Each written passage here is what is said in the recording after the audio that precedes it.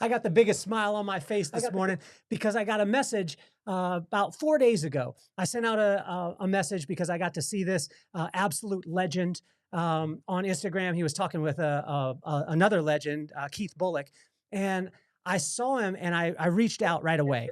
And a lot of times I have to wait for a little bit of time, but it was incredible because he hit me right back. And if any of you know me, I've been an Oilers fan, Titans fan since I was 6 years old. I wore a jacket that most people didn't understand. My parents bought it for me when I was 6 years old, and that's why I became a fan. And it's an honor and pleasure to be able to have the two-time Pro Bowler. And this is the crazy thing, guys, is he started 188 games out of 194 games. Not only being, I believe, one of the most integral parts of the greatest franchise of all time, but also a man that has leadership, resilience, and is an incredible, incredible human being. It's my honor and pleasure to bring to you the Oilers and Titans absolute legend, Mr. Brad Hopkins. So let's get this party started.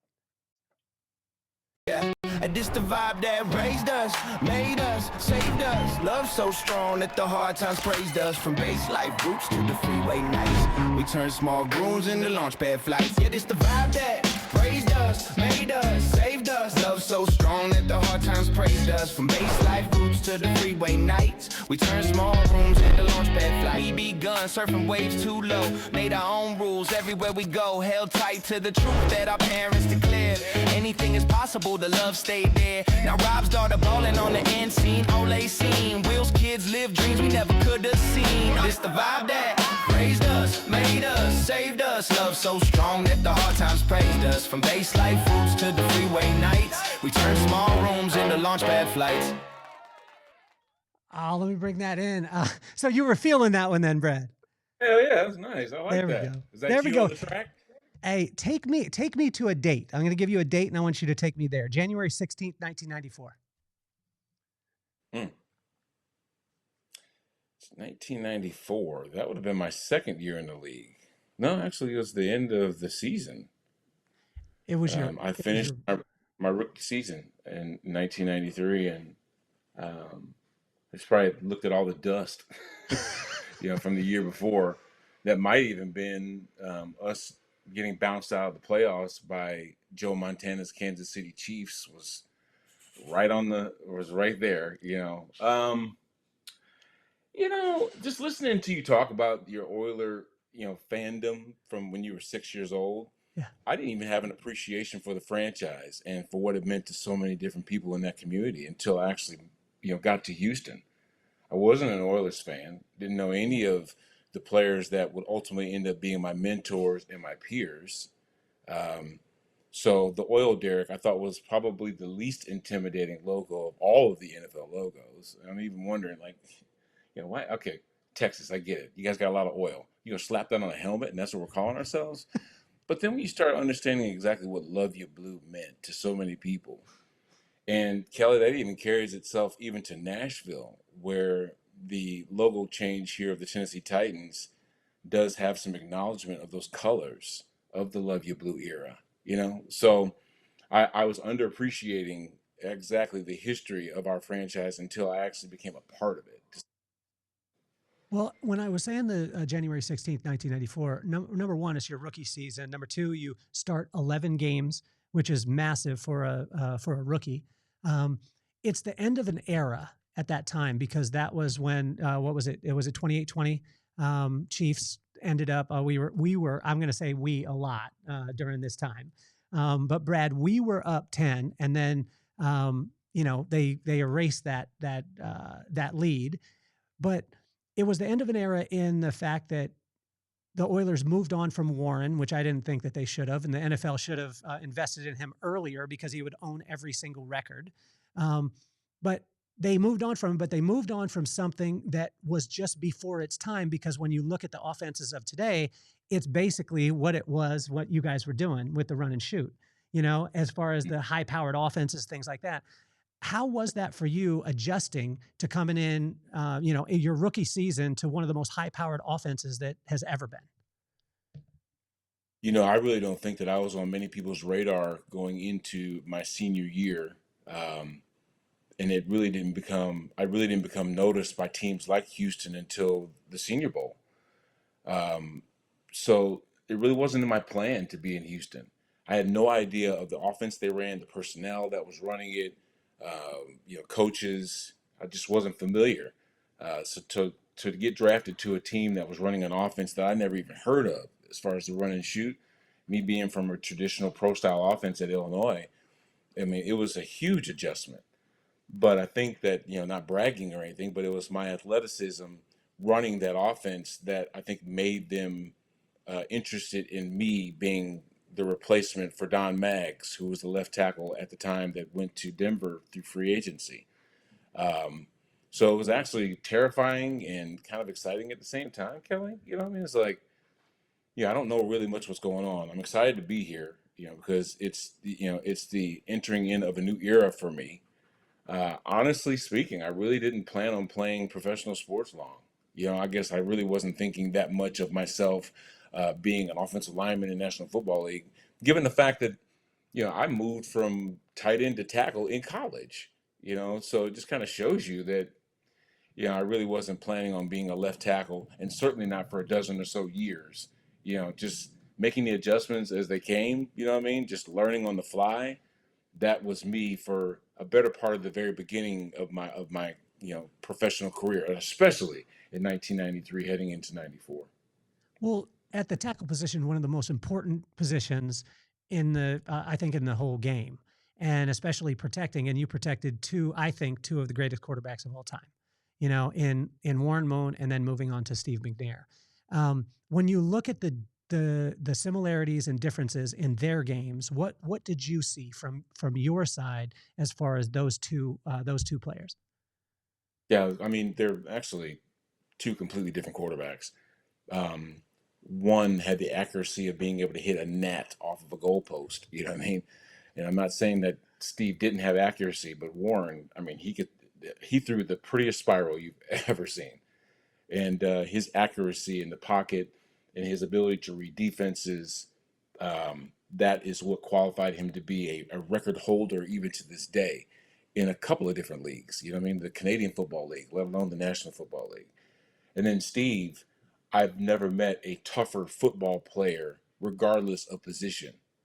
This guy didn't mind, tucking the ball and getting that tough yard. You know what I mean? He was going to do that. He was going to use both of his abilities, his ability to throw and give you the Air McNair moniker, right? But then also, when it came down to it, he could bowl you over.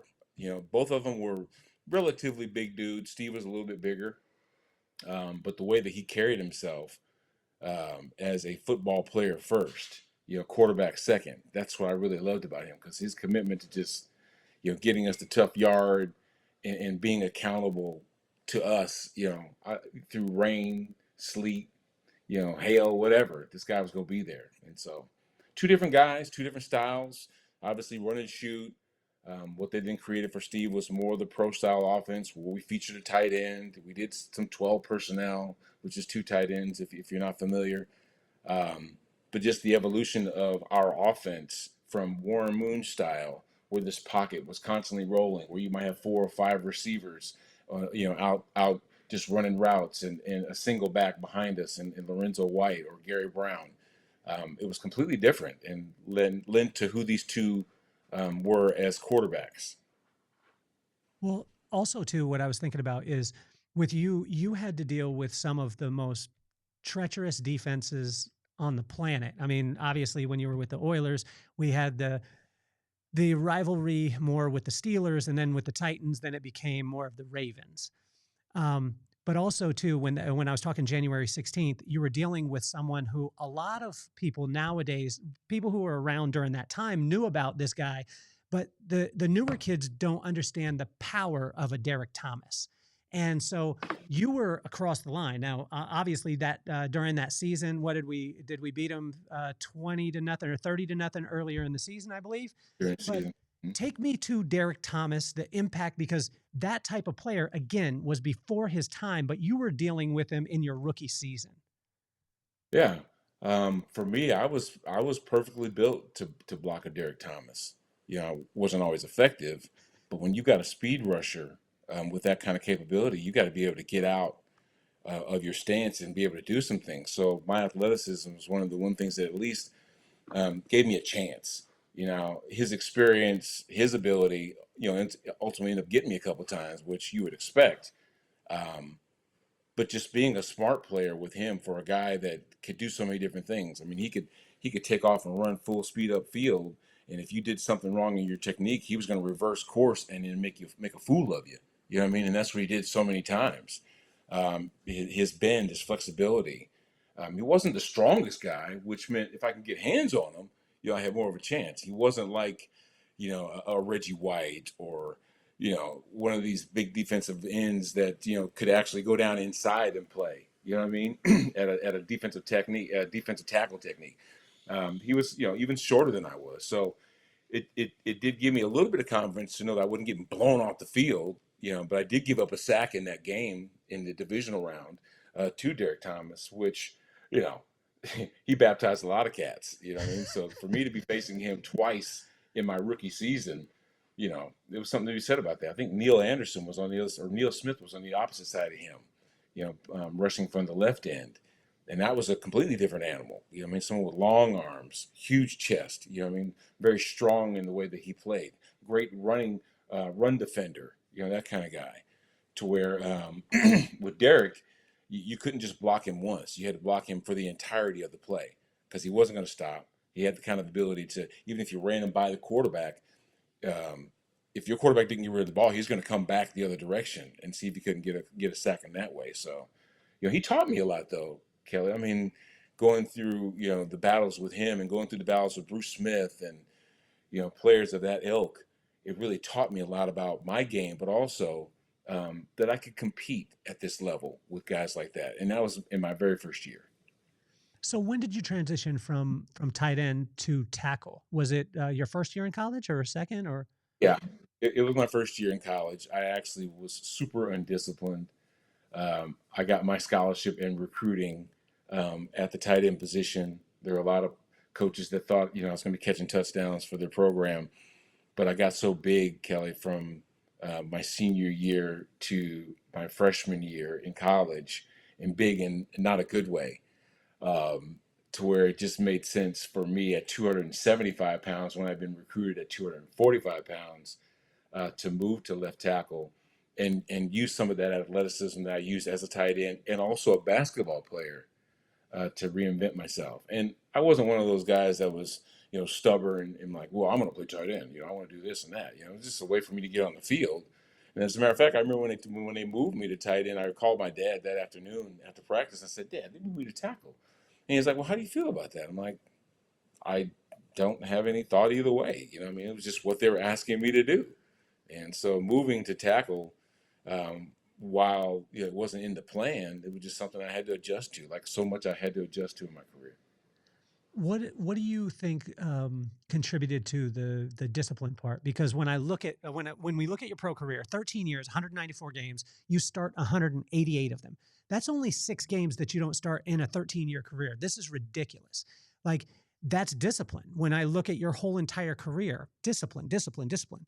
Take us to that undisciplined part. I mean, was it a wake-up call, and how did you learn? What was the snap to snap back into the Brad that we know today? That's a great question. Discipline for me came later. Discipline for me was developed and created by watching other players go through their process and their discipline. It wasn't like, I just got into college and was just wilding out and doing my own thing. But before I went to a program that required accountability, that was kind of, Jeff George was my quarterback in college. So there were guys around me that were, going to play at the next level. And if I wanted to be able to compete with and against those guys, I had to understand exactly what my responsibilities were. So I had to create discipline.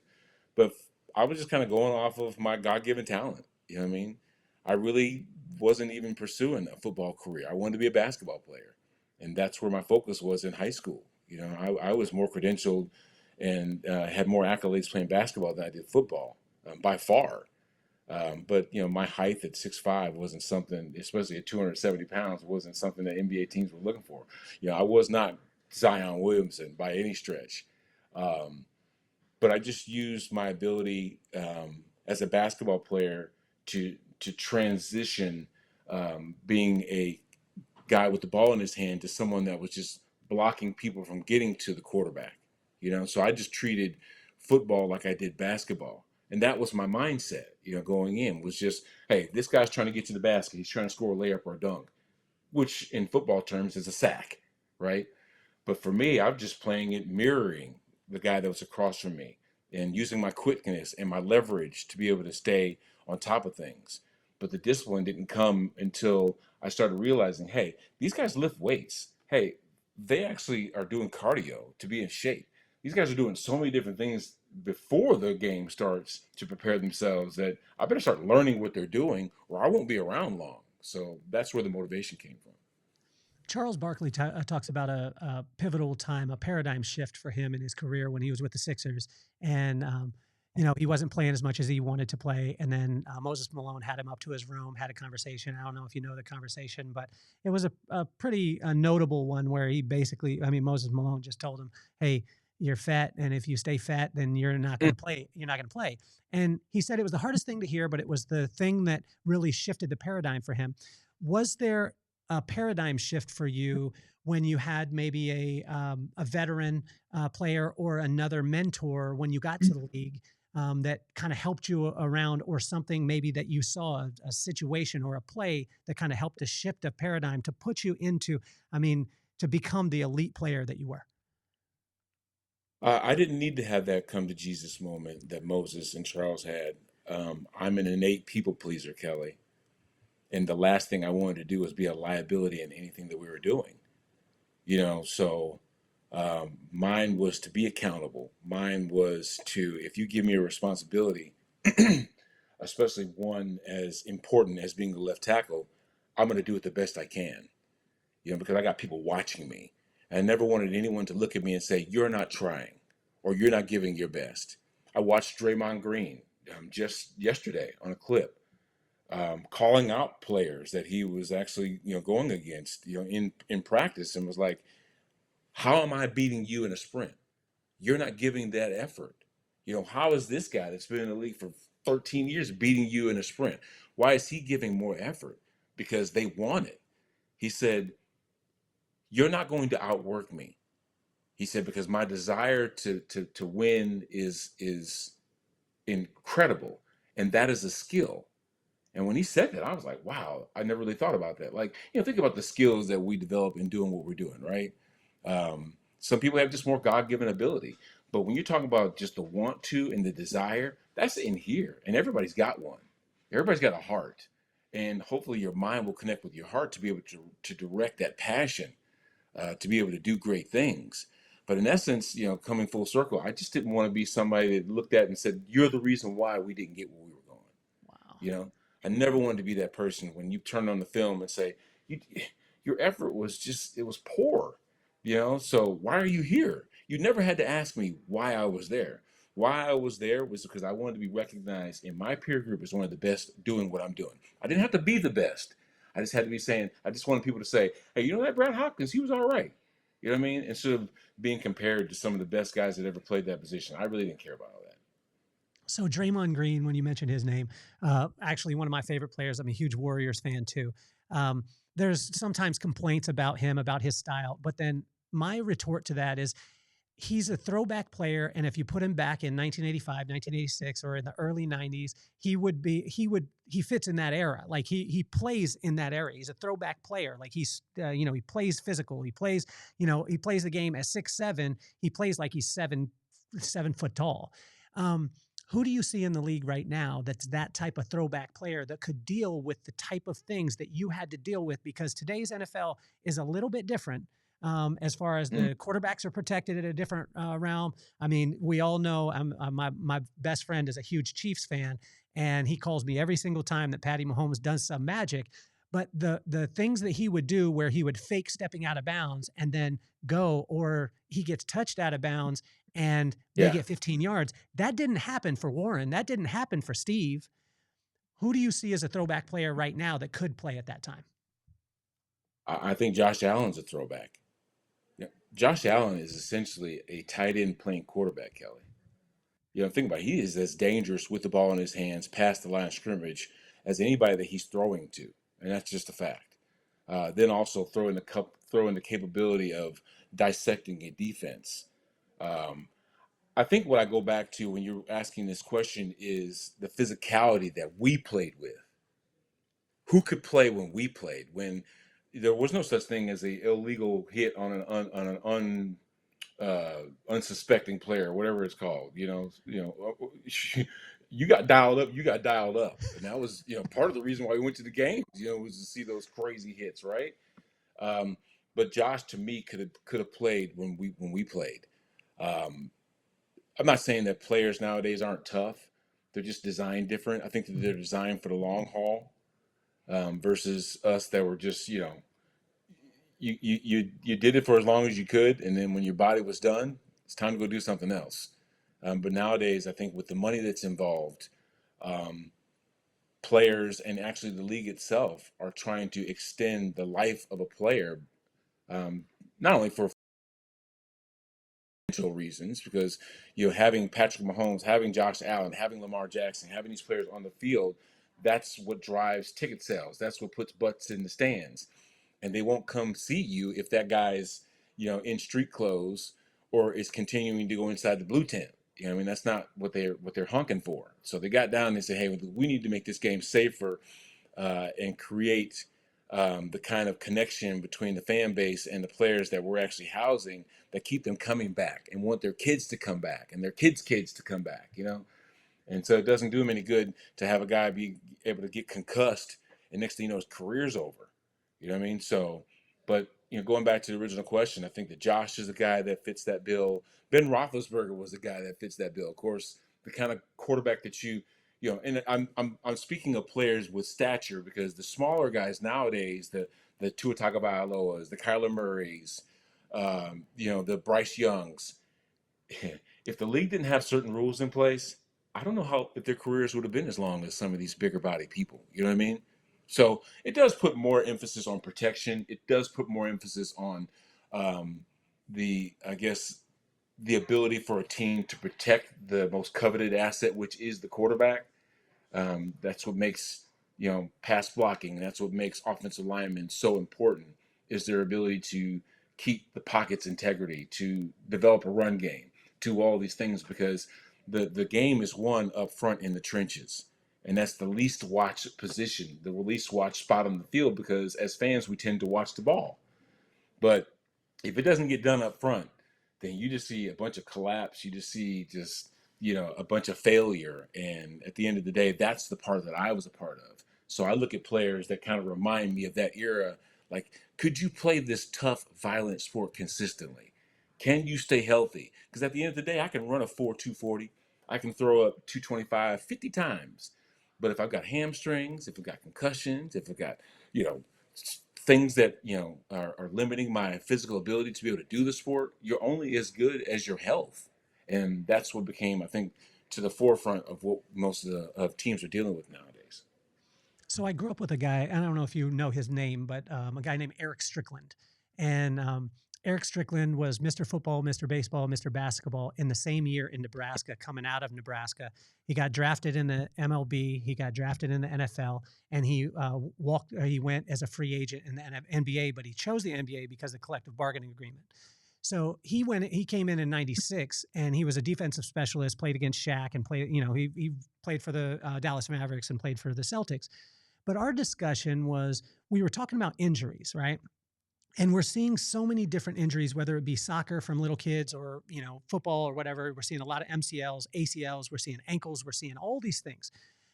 Obviously, we saw injuries back in the day, but when Eric and I were talking, he brought up a very interesting point. He said that most kids now are getting targeted early on to only play one sport, which is contributing to more injuries because they don't have the quick twitch muscles that are from different sports. You played different sports. You played basketball. You said that you thought your future was in basketball. Can you talk to that? And is there any validity to that? Do you believe in that part? Should kids be playing all different sports as they grow up, or should they be targeted and only playing soccer for the, because nowadays, again, they if they play soccer, they have a speed coach, an agility coach, a strength coach, but it's only for soccer. And they don't even allow the kids to play another sport. What is your feeling on that, Brad? Yeah.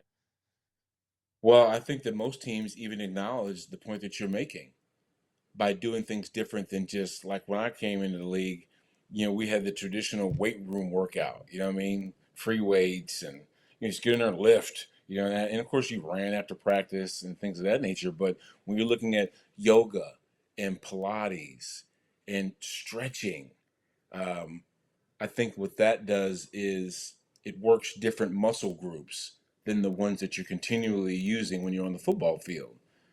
Just acknowledging the different workouts that can actually benefit a player. It does touch on those other aspects like your vertical and side to side movement and flexibility. All of these things matter, and a lot of what you laid out were soft tissue injuries that are directly related to that. You know what I mean? So you have to be able to exercise not just the muscle, but the muscle from different angles. You know what I mean? From different ways. And I think that the smart trainers nowadays, and I think that that's also the reason why you see so many outside of the club interest from athletes, because they're going and training with a specialist that isn't getting paid by the team. It's not even in the league. Why is that important? Because they're doing those things that are outside of the purview of what an athlete would do on the football field. They're doing things different that, kind of train and work on those muscles in different fashions. And that way the body can adjust and not be as susceptible to injuries because they're used to just going this way. Now they're going this way. Now they're going this way. Now they're going different directions because of acknowledging the importance of being able to be flexible, to be fluid, and also, like nowadays, when you say working out, you going for a walk is working out. You know what I mean? As long as just, you're elevating your heart rate. You know what I mean? An incline's always nice if you're on a treadmill or something, but hills are great. You know what I mean? But just getting out and doing something is functioning in that capacity, as versus back in the day when you said working out. Oh, well, you're going to the gym. You're going to do the bench press and incline and curls and stuff. Yeah, I mean that's part of it. Building strength, but also you want to create those muscles that that can stand up to pressure, right? And that you can be explosive, and also managing your weight. Like I brought up Zion Williamson earlier. Remember when he exploded out of one of his shoes because of just the power he had? But if you think about it, if he's less flexible, if he doesn't do stretching or Pilates or yoga and stuff like that, he's going to end up pulling something because of that explosion. You know what I mean? If he's just simply squatting every day, you know what I mean? That's not going to help him. In the end, it will be a detriment. So I think nowadays the acknowledgement for trainers and people that are getting athletes prepared, it does say you got to be able to do different things, and that's what doing different sports did for us back then. We didn't have, and that's like when you said, football players doing yoga, it almost automatically brought a snicker to people's faces back then. I mean, now it's like, oh, you do yoga? Great. Oh, you do Pilates? That's awesome. You go see a massage therapist every week? That's fantastic. Back then it was just like, that's stuff that country clubs do. That's stuff that, the salons and the spas do. I mean, nowadays, shoot, these players are incorporating all of that because, like you said, the time commitment to one sport, to specializing, I can understand, the motivation for people that are in that space. Like your coach doesn't want to see you on the basketball court. He doesn't want to see you, doing those things that might cause you injury, doing that. I don't think that they have a problem with swimming. I don't think they have a problem with, just maybe distance running, but when you're doing something like basketball, or you're doing something like even soccer, because there's a physical element to soccer. I mean? They don't want you doing something that would take away from your ability to be a football player. Hockey. I mean, how many hockey/football players do you see? Not many. You know what I mean? I think that might be a sport that actually probably needs to be more specialized because you're skating. You know what I mean? You're actually on a piece of equipment that is not touching the ground. I mean, for me, I couldn't be a hockey player for the simple fact that I can't skate. You know what I mean? So that'd be a skill I had to learn. but I guarantee you my ankles would be a lot stronger as a skater than it would be if I was a football player, just because of what I'm asked to do. So they're acknowledging it in different ways. So with your NFL career, how much would you attribute to your talent and how much would you attribute to your hard work as far as percentage wise? Wow. I got away with talent for a long time, because as a younger player in my 20s, recovery is easy, that kind of stuff. I had so much more growth, that was, that I was going to pour into this body. But as your ability starts declining, in other words, you're a step slower, you're maybe not as strong as you were when you were 27, 28. I'm getting into my 30s, it's about maintaining. So now I'm using my smarts. Uh, Now I'm using technique. And when you play as long as I did, Kelly, there is an element of confidence that's built into the fact that I've lasted a super long time. And the guys coming in, it's almost hard to reinvent the position I'm blocking. You know what I mean? It's like you're not gonna come in and all of a sudden develop wings and start flying all over the football field. So I don't have to worry about you doing something different than the things I've seen for the last 10 years or whatever. Um, but I did realize that, hey, look, I'm not as quick out of my stance. You know what I mean? I'm not as strong and controlling once I get my hands on somebody. So what I have to do is I have to try and outwit you. You know what I mean? I have to maintain the level I've got to, but I'm not going to keep getting better. You know what I mean? I'm just not going to get worse, or at least slow down the decline is what I did. So later on in my career, it really became about being a technician. It became about relying on my experiences.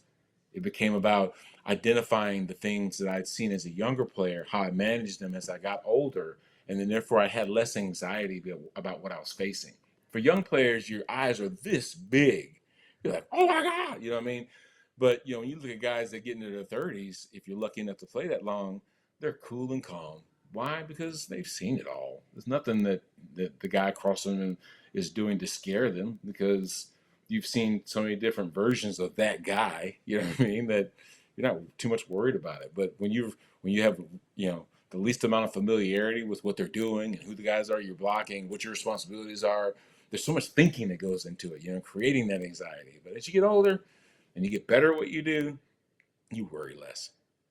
so we talk about rivalries, right? Like as far as team rivalries, Steelers, my Steeler fans, they give me the business, but I let them know that Lindell shouldn't have stomped on the terrible towel that one year too.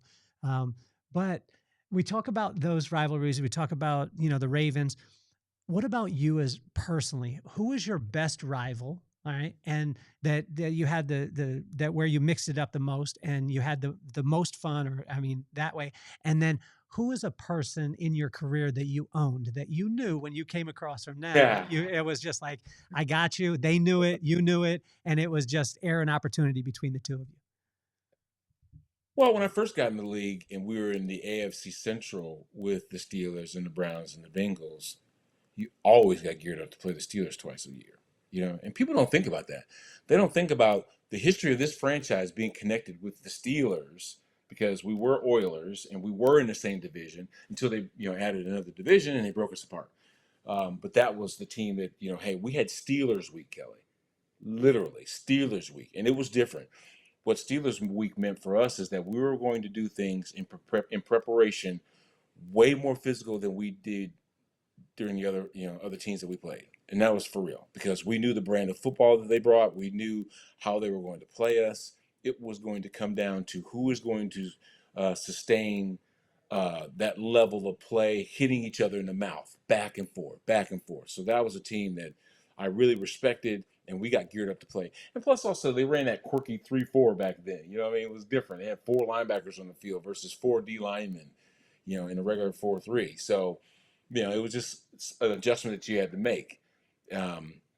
As far as like teams that I liked playing the Jacksonville Jaguars, that had Tony Brackens and guys like that, and Jeff Legwold, those players that may have been older by the time the franchise started in Jacksonville, but that was the team that we had to beat 3 times to get to the Super Bowl. So we like playing them. But then it transitions. That rivalry does go on. We then started a rivalry with the Colts. You know what I mean? They knocked us out of, they beat us like a couple of times and started bragging about it, because I think that we were their team to beat. You know what I mean? Then that went to the Ravens. The Ravens were a stopgap for us, getting to where we wanted to go. And they had some really good players and some really stout defenses. So I think that the Ravens rivalry kind of took over what the Steelers rivalry once meant to us, just because of the level of physicality and the Ray Lewises and the Tony Burnett's and those kind of guys that we had to go against, the Tony Siragusas, those players the Ed Reeds, they had some beasts on that side of the football. So you knew you had to get your mind right. And so it did change over time, especially to the amount of success that we were having. Like, a rivalry is only a rivalry if it's even. It's not a rivalry if one team's beating the other team over and over and over again, because it's only a rivalry for one of you. You know what I mean? A rivalry is when it's evenly matched almost, and the teams have similar identities, and there's the ability for each one to either one to win. But if it's lopsided, that's not a rivalry. That's just the team that you have on your schedule that you circle because they're the team that's giving you the most problems. I don't circle the team that I beat every single year, do I? Hey, we got to get geared up to play X team that we've beat for the last 8 years. It's never been said. What you're doing is you're circling the team that you have the least amount of successes, because that's the hurdle that you have to get over to be able to get where you want to go. So that's where rivalries are created. Who was the biggest trash talker from that you were going against personally that you had to deal with every year? Joey Porter. It's not even a thought. And that's Joey Porter Sr., not Joey Porter Jr. I know he's got a son in the league that's very well accomplished, great Steeler player, but Joey Porter ran his mouth all the time. And the thing is, in the trenches, running your mouth, that can get you beat up. You know what I mean? But here's a guy that didn't mind, that was part of his game. You know what I mean? Was, talking, trying to get into your head. But fortunately for me, I was a lot older than Joey. You know what I mean? So stuff he was throwing at me, I was like, you don't shut up. You know what I mean? But for a younger player, I remember there was a play. It was Chris Dolman, old Minnesota Vikings D lineman. He put his hand in the dirt, and he was talking to the offensive tackle across from me. He goes, hey, at this point, you've got to be a little concerned. You know what I mean? So, he's just in this guy's head and is going to get another sack. I think he'd had 2 or 3 sacks already at that point. So for him to say that, that's trash talking, but what he was actually doing was speaking fact. But if I'm getting out there talking about your mama and your wife and all, just running them out, just trying to talk stuff, that's easy to compartmentalize and just kind of put that, but it does get the juices flowing. But Joey, man, he was a master of the tongue, to say the least. London Fletcher, that was another guy who used to talk trash and run his mouth. Oh, I forgot. I can't even believe I forgot this one. Warren Sapp. Good God. Not only did he have a deep, bellowing voice, but the stuff that he was saying to you, it's like he didn't mind calling you out. Like, hey, fellas, this guy right here, he's trash. This guy's trash. We're about to get after him. You're like, now it's your job to go out there and prove him wrong. You know what I mean? So if you started buying into what he was saying, then it made you less confident. But if you're like, watch what I do to you, running your mouth. You know what I mean? That's the things that getting a dude that talks trash and be able to get your hands on him and have success, that's the best feeling. You know what I mean? But the thing is, you got to be quiet to do it, because for me, I could never run my mouth, Kelly. You know why I couldn't run my mouth? Because I would lose focus. I get distracted. I would, forget about what I'm supposed to be doing because I'm just in this personal battle with this dude. Yeah, I'm in a personal battle, but Brad, you're supposed to block the linebacker. You weren't supposed to block him. You know what I mean? But if he's so far in my head that I'm just sitting there thinking about him and the things he's saying to me, then he wins. You know what I mean? He doesn't even have to beat me physically to do that. So you gotta, kind of put those things in perspective and just keep it moving. When you talk to the younger generation, it's quite amazing, because when I say the younger generation, you have a son who played in the league also. But when you think about, or if you were in front of, which I know that you're a huge player advocate and things like that, and you talk about this talent and hard work part, because I don't think that we understand as a fan and I think of myself as a student of the game, but I'm a fan. I'm on the outside. I'm not playing. But when I remember seeing Napoleon Kaufman, he went to our rival high school, and we grew up with him. And I remember seeing him in Pop Warner, and I mean, it would be sold out at Pop Warner in our town. Like, not sold out because it was free, but I mean, stands completely. Anytime he touched the ball, everyone was on their feet. All of us in our thought process is like, he's going to the league, like, right away. He was like 13 years old. I don't know, as a fan, the process, because then he went to high school, and in high school it's all the best players from Pop Warner, and then he went to UW, which is all the best players from high school, and then you go into the league. So there's these transitions that all of you. Can you take me through those transitions, how it feels, and how you have to get your mind into a place where you, I mean, you were a standout in Illinois, but then you go into the NFL and it's all the standouts only. Not, there's no, it refines. How do you prepare yourself mentally for that? So nowadays we're always scanning the horizon for the next best thing. You know what I mean? Who's the next Michael Jordan? Who's the next Barry Sanders? Who's the next Tiger Woods? Is it okay to say that nowadays? Who's the next, next great at doing what they do? You know what I mean? Because we want to see inevitably, and this is the way this works. While we're applauding your successes, we're quietly waiting for your demise. Demise, who's going to do it better or the equivalent to what you're doing. We want to see some competition. At the end of the day, no one wants to see you just dominating the field forever and then just never be challenged. We want to see somebody or something that we can compare to you. You know, that even goes to teams. Who's the next dynasty? Who are the next, Patriots of the 90s or 2000s and the Chiefs of the late 2000s? Who's the next that or the next him? Who's the next Patrick Mahomes? So it starts at a very early age.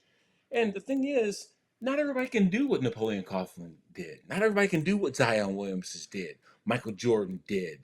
We're applauding their greatness because the vast majority of us just don't have that kind of ability, whether it be God-given or created.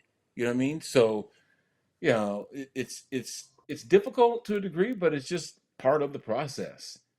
And if you start getting mentioned in those conversations, it's like, I remember, honestly, I didn't start becoming aware of who I was and my identity until I was probably a junior in college, because guys that I was practicing against that would then go on to the pros would come back and tell me, "Hey, B-Hop, man, they're watching you." I'm like, "Watching me?"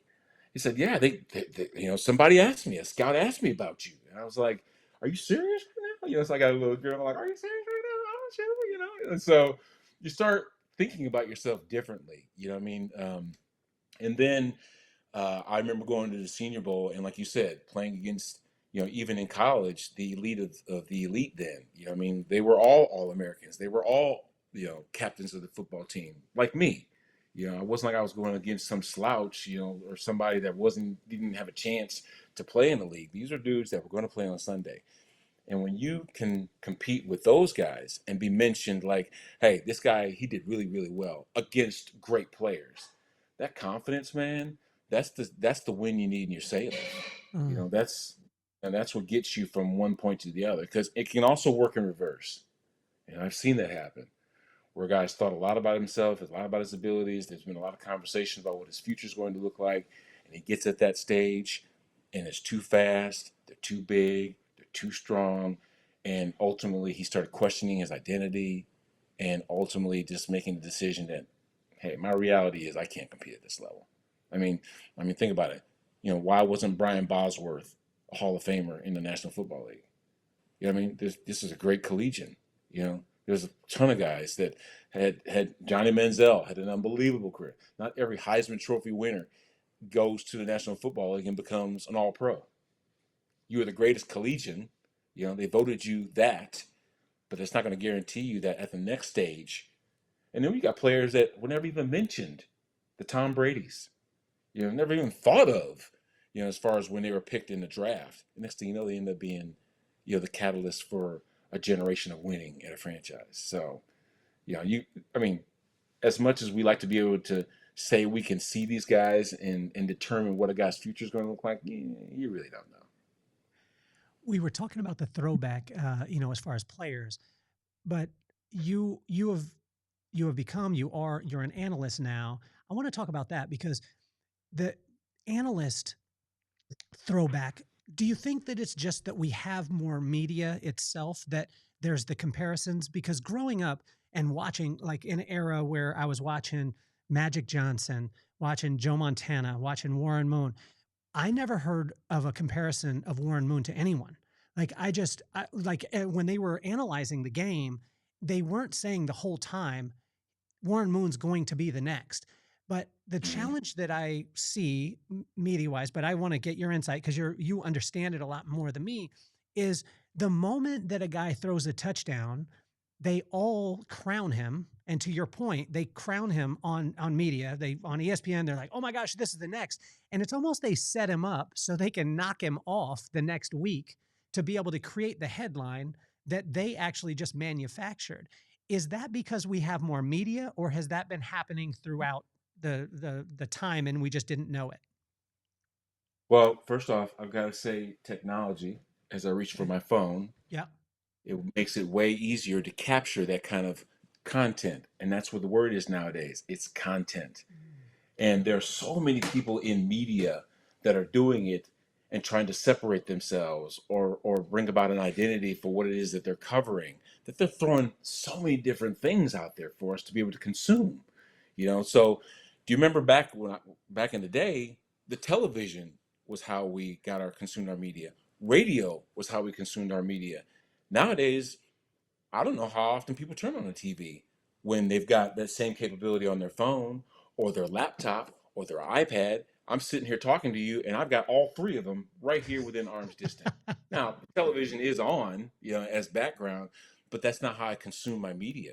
Now, we got podcasts. We got podcasters nowadays that qualify as sports reporters. You know what I mean? There was back in the day. You'll hear me say that a lot because I'm in my mid-50s.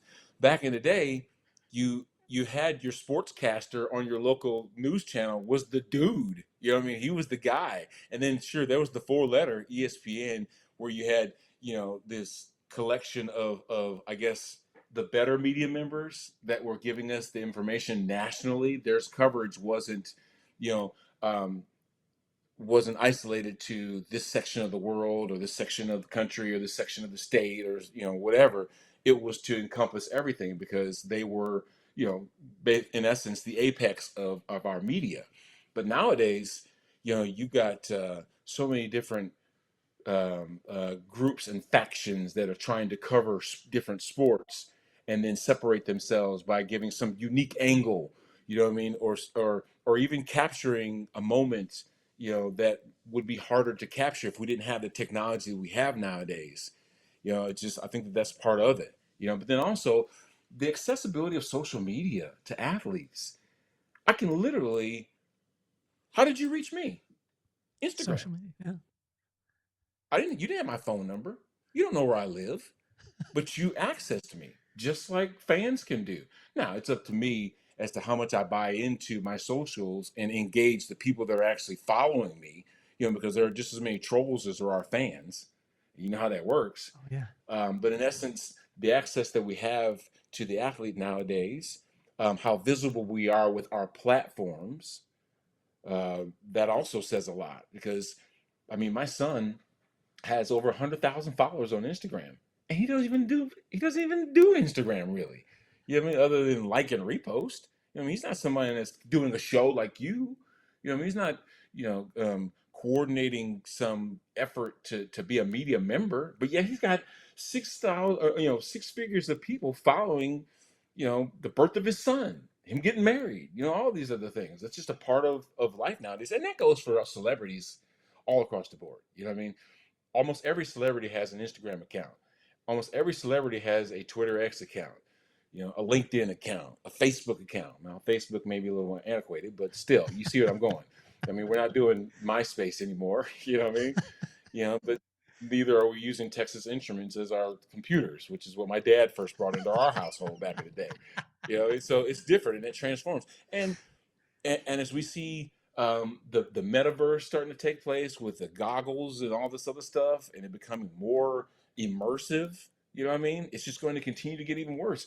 Not worse, but more detailed. Let's just say that. Yeah. When you hear the comparisons, because this was a thing where I think of myself as when you said back in the day, and you utilize that. I'm in my 50s also, and so I have a portion of me that tells people to get off my lawn. I think we all have that in us, But whenever I hear, comparisons, right? So I hear comparisons of like, I remember when Patty won his first Super Bowl, everyone was like, oh my gosh, he's surpassing Joe Montana. He's surpassing Tom Brady. And I was like, pump the brakes for a second. Like, don't get me wrong. He's absolutely phenomenal. I mean, he's great. But at that point, you aren't even in the realm of when we look at it. Now, if we just looked at championships, yeah, but you need to start talking about Warren Moon before you start talking about, those guys. You know what I mean? Like, how do you deal with the comparison part? And how do you stay? Because you seem like a cool, calm guy. I get a little hyped when I hear this stuff. And I want people off my lawn right away when I hear that, Brad. Yeah. Comparisons are impossible. Just what we do. They're impossible. Even in the current dynamic as it sits, like we can't compare. The only way that we can compare Josh Allen, Lamar Jackson, Patrick Mahomes, Justin Herbert, all these quarterbacks, the only way we can compare them legitimately is that they were doing the same things against the same people. You see what I'm saying? Mhm. It's like if one of those guys had a better offensive line, who's going to be better? If one of those guys had a worse offensive line, who's going to be worse? If one of those guys didn't have a running back to aid him in the backfield, who's going to be worse? Who's going to have an advantage? They're not doing the same things against the same people, to be able to compare them. And that's way more so in the generational discussion. Like Michael Jordan was the best basketball player I've ever seen in my life, okay? I never watched Wilt Chamberlain. You see what I'm saying? So how can we compare? How can we compare LeBron James in the era that he played to what Kobe Bryant did, and now Kobe and LeBron were on the court together. In basketball, I would see as a more even comparison because you got to play both ends of the floor, and I'm actually matched up against you physically. In other words, these quarterbacks aren't playing against themselves; they're playing against a defense, and that defense might have good players and might have bad players. So it's almost impossible to compare them unless you're talking about apples to apples, you know. But in other sports that are more head to head, like tennis, what I mean? It's like, hey, look, it's easier to see. Look, we're doing the same thing on the same court, and it's easy to see that guy is a difference maker. He's a lot better than this guy versus the many, many moving parts that come in football. That's why I've always made the argument it's dumb to say there's a GOAT in football because there are too many moving parts. Quarterbacks don't kick field goals. Running backs don't tackle people. Linebackers don't throw passes. We're all doing something different. And all of our responsibilities, we would hope to do it well enough to where we win the game. But in essence, it never comes down to one play. It never comes down to one thing because there are 22 moving parts on the field at the same time doing something that they would hope to benefit and give themselves a chance to win in that instance. And you've got to do it for 60 minutes. So it's impossible to say that there's a GOAT in football. Mm. Well, you talk about that. It's not one play. Let's go to 1999. There was one play that came up 1 yard short, right? I've made friends with Kevin Dyson, which has been amazing. And he's actually created, I love this, that he's created a platform based off of coming up 1 yard short and putting a message out there, going and getting his doctorate and putting a message out there through his public speaking that you don't want to come up 1 yard short. You want to give the effort all the way through. And he makes light of it, kind of working through. But that one play didn't determine the entire game. Yeah, it's what we see. And a lot of times what people will say, take me to that game because I had an Oilers sock, the blue one with the little grippies on the bottom that I get as a kid, and I had it and I was swirling it around when the comeback was happening, when Steve McNair was a battle ram. But take me to that game, and what were you going through during that time? Well, first off, it was about the comeback. We were sure getting blown out in the first half. That's the truth. We had deer in the headlights. It just seemed like that moment was bigger than us. But then when you start making plays and you start to see their eyes widening because they're recognizing that, hey, we're gaining some confidence and we're gaining momentum. It's like, hey, we got something. So let's build on that. Steve made some unbelievable plays during that drive before we got in the red zone that actually kept the drive going. Kevin Carter, Grant Windstrom, DeMarco Farr, all those guys, they were exhausted. So you talk about finish, right? Their pass rush was way more ferocious in the first and second quarter than it was in the fourth quarter because, for one, we were on the field a lot longer in the second half. And that drive that we were put together the last couple drives before then, was actually wearing on them. You know what I mean? And they were getting exhausted. So it is about finish. But also, and this is just my recollection, I could be wrong in this.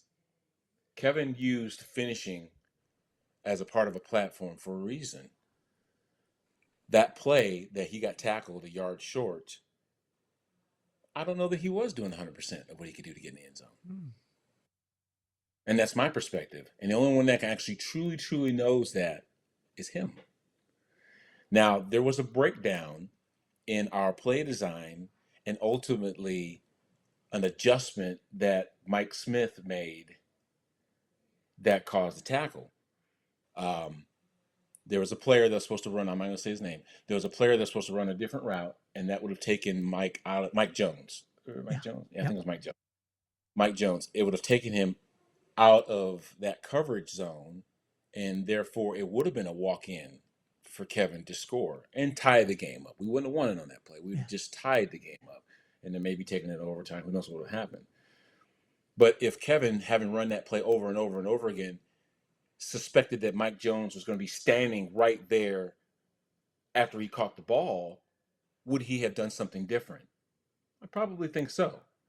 But because of the breakdown in our play design and how we didn't do necessarily the things we were supposed to, and then there was a player sitting there, when he wasn't supposed to, and was able to see where the ball was going, and here comes the receiver. Oh, I'm in perfect position to make the tackle. He shouldn't have even been in that play. You see what I'm saying? And so if I knew that, and if Kevin knew that Mike Jones was right there, in his shadow to be able to make that tackle, what would he have done different? Would he have finished different? Would he have dove for the end zone? Would he have stiff-armed Mike Jones? You know what I mean? But that was an adjustment that Mike Jones made, one hell of a play that allowed him to be in the position that he was to make the tackle. Now, I could be wrong, but from my vantage point, as we're locking out Kevin and Grant and all those guys, and Steve had time to throw that slant, that's kind of what I saw. So from a fan's perspective, Brad, we see you jumping from mountaintop to mountaintop, but that's just a fan perspective. We don't see the valleys that you go through. From a fan's perspective, we think, wow, he was touched by a golden horseshoe, came out of high school, then went to college, then went to the pros, played 100, and I'm going to just say this again, 188 games out of 194 games. Pro Bowl twice. All we see is the peaks. Like Brad is just running, and he's just like Super Mario, jumping from mountain peak to mountain peak. We don't see the valleys. When you came into the league, you come in 12-4. You're with arguably, I believe, one of the greatest quarterbacks of all time that you're protecting. You start 11 games your rookie year. You go through that, and then bang, the time that the people don't talk about the Oilers, the Cody Carlson days in the darker times, right? Now, I don't know if you could be any different from coming in from Warren Moon to Cody Carlson. Put those two in a room. You know what I'm saying? Like that's two different beings and beasts, right? And then we only think, and from a fan's perspective, we almost erase that part. And then we're like, oh, the Steve McNair, the Eddie George era. Okay, there we go again. There's a mountain peak. How did it feel to go from the peak to the valley? And how did you deal with that mentally and emotionally? Because from a fan's perspective, we're like, well, you just need to do, we need to be better next year. But what are you dealing personally with that? There was an adage that I was told by some players that older players I played with, and they said, don't get wrapped up in your press clippings. That could go either way. Your press clippings, meaning them just, applauding you and you're the greatest thing ever, and all this stuff, to where you're terrible, you stink, you don't deserve this opportunity, that kind of deal. You can't buy into any of it. You got to remain even keeled.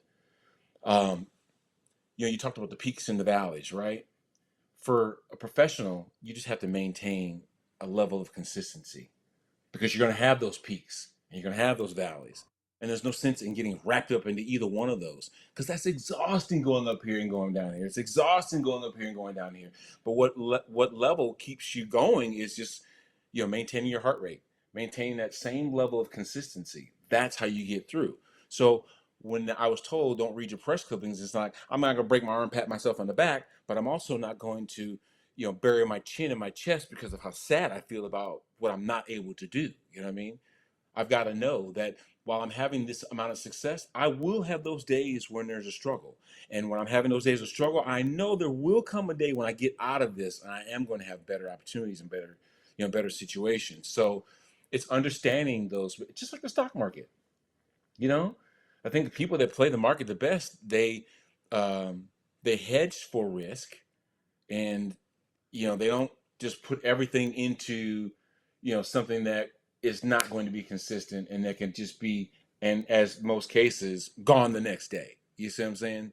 Uh-huh. I think that's probably one of the reasons why you see companies like Northwestern Mutual that are considered like one of the most stable stocks to buy, because insurance like that of that magnitude is like government stocks. You know what I'm saying? It's like if you can't buy government bonds and that kind of stuff because of the volatility, man, this country's in, there's something going on. You know what I mean? And so when you see a level of consistency, you just kind of buy into that, And I think it's really just about maintaining a level of focus versus, listening to the tea leaves about who you are or who you are not. That's the thing that makes being a professional manageable for me. It's like I would never, just buy into the things that were being said about me. I knew who I was as a person and what I'm able to do. And I need to stay in that lane versus trying to be, what these people say I am or I am not. I can't do that. My pops would always say to me that um, success was nothing more than preparation and opportunity meeting, right? And then he would say these things to me all the time. Like my pops was, if you could look up old school in the dictionary, you would just see a picture of my pop. Like he was that one-liner guy that would say the same thing over and over again. What prepared you? Like when we go back to young Brad, we go back to your upbringing, your parents, your surroundings, your environment. What prepared you to be arguably one of the most consistent linemen that's ever played? Like, and to be able to have the type of, I mean, you went through, I couldn't imagine coming out of college and then going into the pros and having all those lights on, but you stay consistent and you stay prepared all the way through. What were some of the lessons that you learned early on that maybe you didn't realize you were learning from your parents or from your environment? John Deere Harvester taught me so much. John Deere Harvesters were all those combines that you see in these big, beautiful farms across America. They all generally come from where I grew up. My dad was a quality control manager for the plant, or one of them. Obviously, it's a huge plant, so he's not like the only dude. And their motto was, in his department, work smarter, not harder. And what that deals with is it deals with efficiency. It's about, like I just mentioned, working smarter, not harder, is staying even keeled. It's not exhausting like the ups and downs of everything. I'm not going to run a complete circle to take one step. You see what I'm saying? I'm trying to figure out the best, most efficient way to do something. And what that taught me is that while I might have the physical ability to do something, my smarts is what's going to give me longevity. Smarts meaning understanding technique, understanding what I'm supposed to be doing, and then mastering that. You see what I'm saying? Because at the end of the day, if I don't have a plan, if I don't have structure, then I'm going to make a mistake somewhere. I'm not going to be consistent. So Mike Munchak is the only reason why I had the career that I had. Mike Munchak was my left guard when I first came into the league. He then became my assistant offensive line coach, then became my offensive line coach, and then I retired and he became the head coach. And he was a creature of habit. He was someone that taught us technique over and over again. He was the kind of guy that we were doing the same things in practice in December that we did in August. And it just seemed like, oh my God, this is boring and monotonous. But guess what? We could do it in our sleep. And that's why our level of performance was consistent, because he kept drilling into us that it's important to maintain that foundation, of doing things the right way. So for me, it became less about me being able to throw up, so many pounds on a bench press, or run so fast in a 40, or have so much agility and physical ability.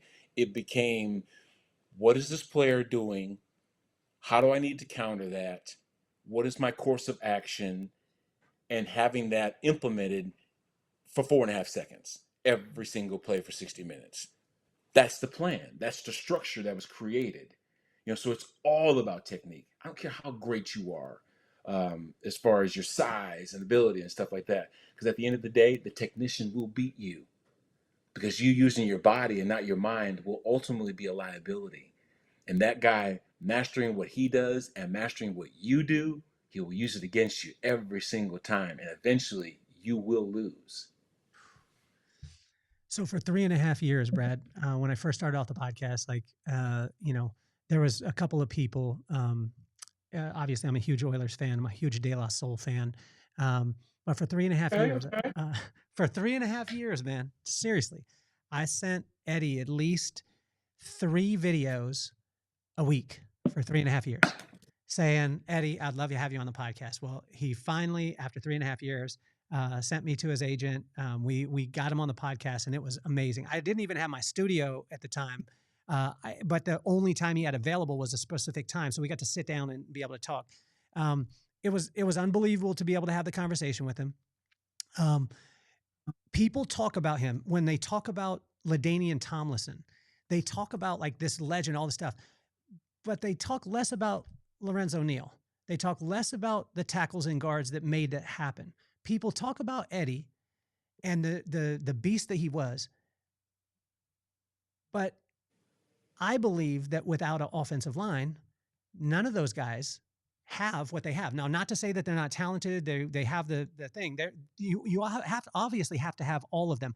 What was that like when that era came in? Because you ushered in a new era of Steve, and then, Eddie came 1997, right? In that first year, the inaugural year of your favorite city, when you guys played in Memphis at the Liberty Bowl, I think that the fan count was like 6 during that year. You No remember, lie. you Seven. remember. Get it right. What was that? What was that like as far as that type? I mean, because he was a throwback in his time. I looked at, and we were talking bad about comparisons, but I mean, that was a throwback guy when he came in. But what was that adjustment like? Because you came from the run and shoot part when you came into the league. Mm-hmm. So Steve and Eddie never took us for granted as far as offensive linemen. They always showed an appreciation for the work that we were putting into making them great. Now, of course, they were our purpose. Our purpose is to give Steve time to throw. Our purpose is to give Eddie run lanes. So they were our purpose.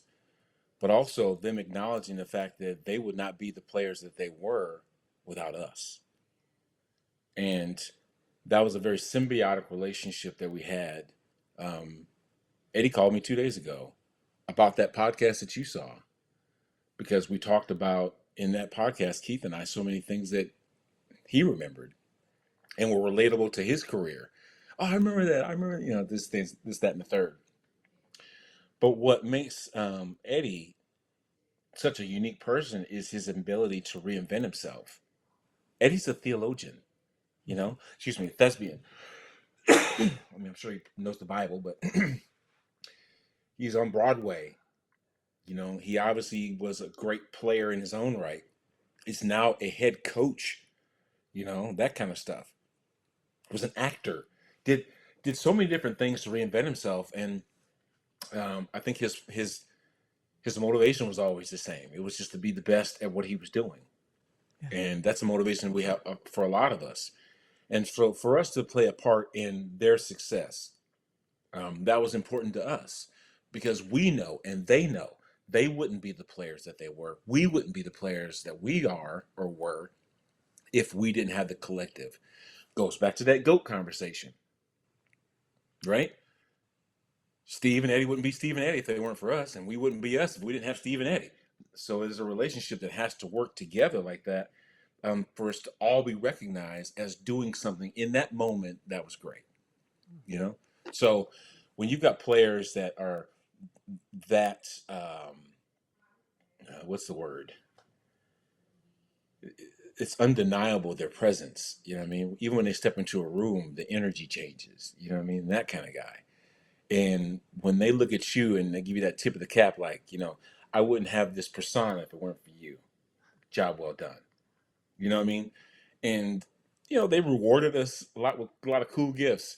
I remember one time Steve bought us all offensive linemen and tight ends 4-wheelers, and he had them delivered to us at a restaurant downtown Nashville that we were all eating at to celebrate the season. And we drove those things all throughout. And this is illegal as hell, mind you, back in the day. I mean, it's probably 12 of us riding 4-wheelers just like Hell's Angels through downtown Nashville. But, through, the powers that be that could have thrown us in jail, they let us have that moment, because those 4-wheelers were actually delivered downtown on a big old truck and trailers, and we just were having fun in that moment. But that was just a celebration of what we were able to accomplish together. You know what I mean? So, and that happens today, nowadays, where you see these, players. I remember Patrick Mahomes probably bought his players a car or something, you know what I mean? And what that does is acknowledges the fact that the big bodies up front that are least heralded are part of the reason why I'm successful. So we needed each other, to say the least. I think one of the most impactful things when Eddie and I had a conversation was, I literally, Brad, and I have to be honest, like I thought we were going to talk a lot about football, but the episode was called More Than Football because he talked to me about that his purpose in life was more than getting these guys ready on the field and more than his career that he didn't even want them to think about. He just wanted them to be great men. And it was such a phenomenal conversation. If you had a moment, maybe a funny time or whatever it was that kind of summed up your relationship with Eddie, whether it be, whether it be on the field or outside the field, what would that be? There are so many of those moments. And the reason why I say that is because Steve wasn't a vocal leader.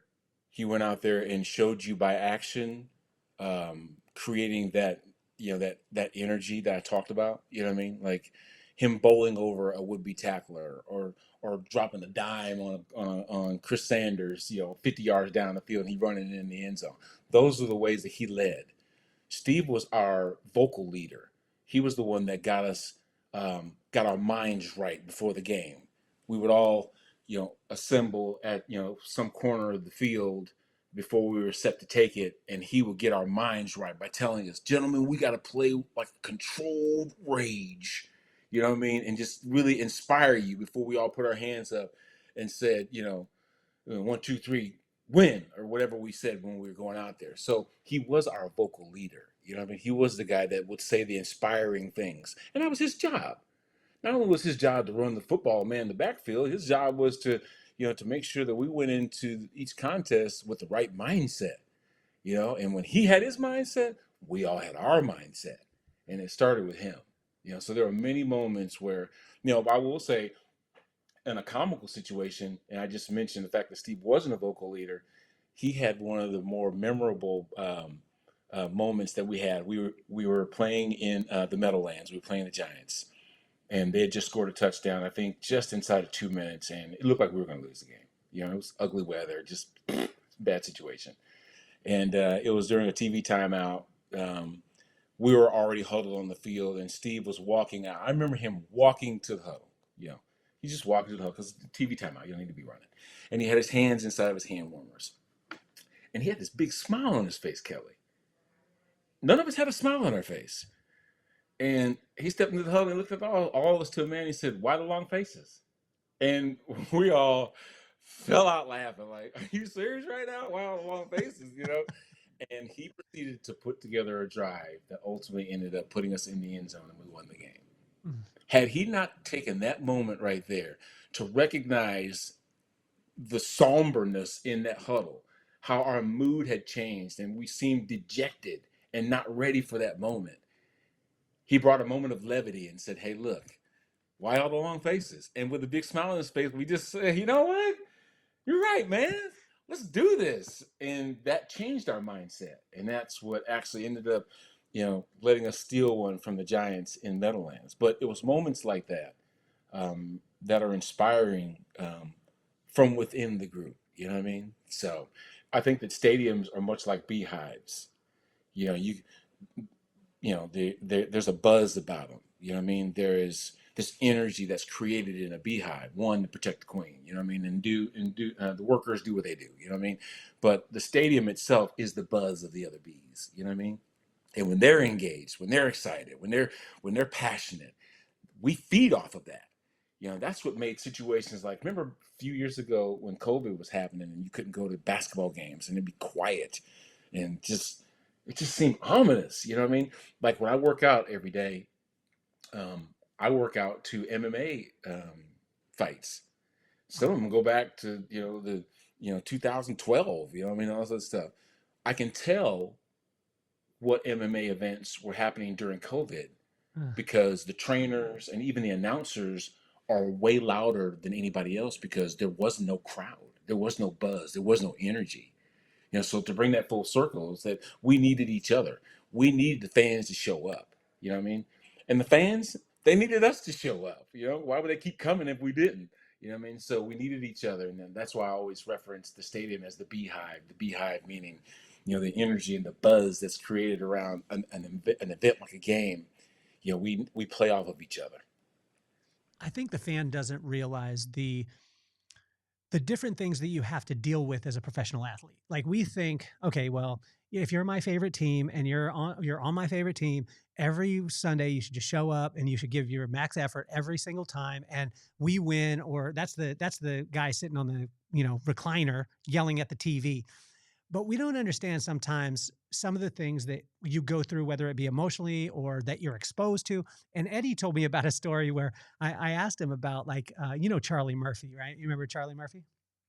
Charlie Murphy. Yeah. Yes, and when he did True Hollywood Stories. Well, I was asking Eddie about that, and he said, "Man, there was a time where I realized things were different in life. He got invited. He was, I think it was either the Jordan brand or Nike, but he got invited to a party, and it was Michael Jordan's party. They went up to it was at the Four Seasons. They go up to the room, and he rolls in, and he had taken, a little bottle of alcohol, like whether it was like a champagne or whatever it was. And he thought, wow, I'm going to really present this to Michael Jordan. He rolls in and then sees all the gifts. And he was like, I don't even want to present this to him.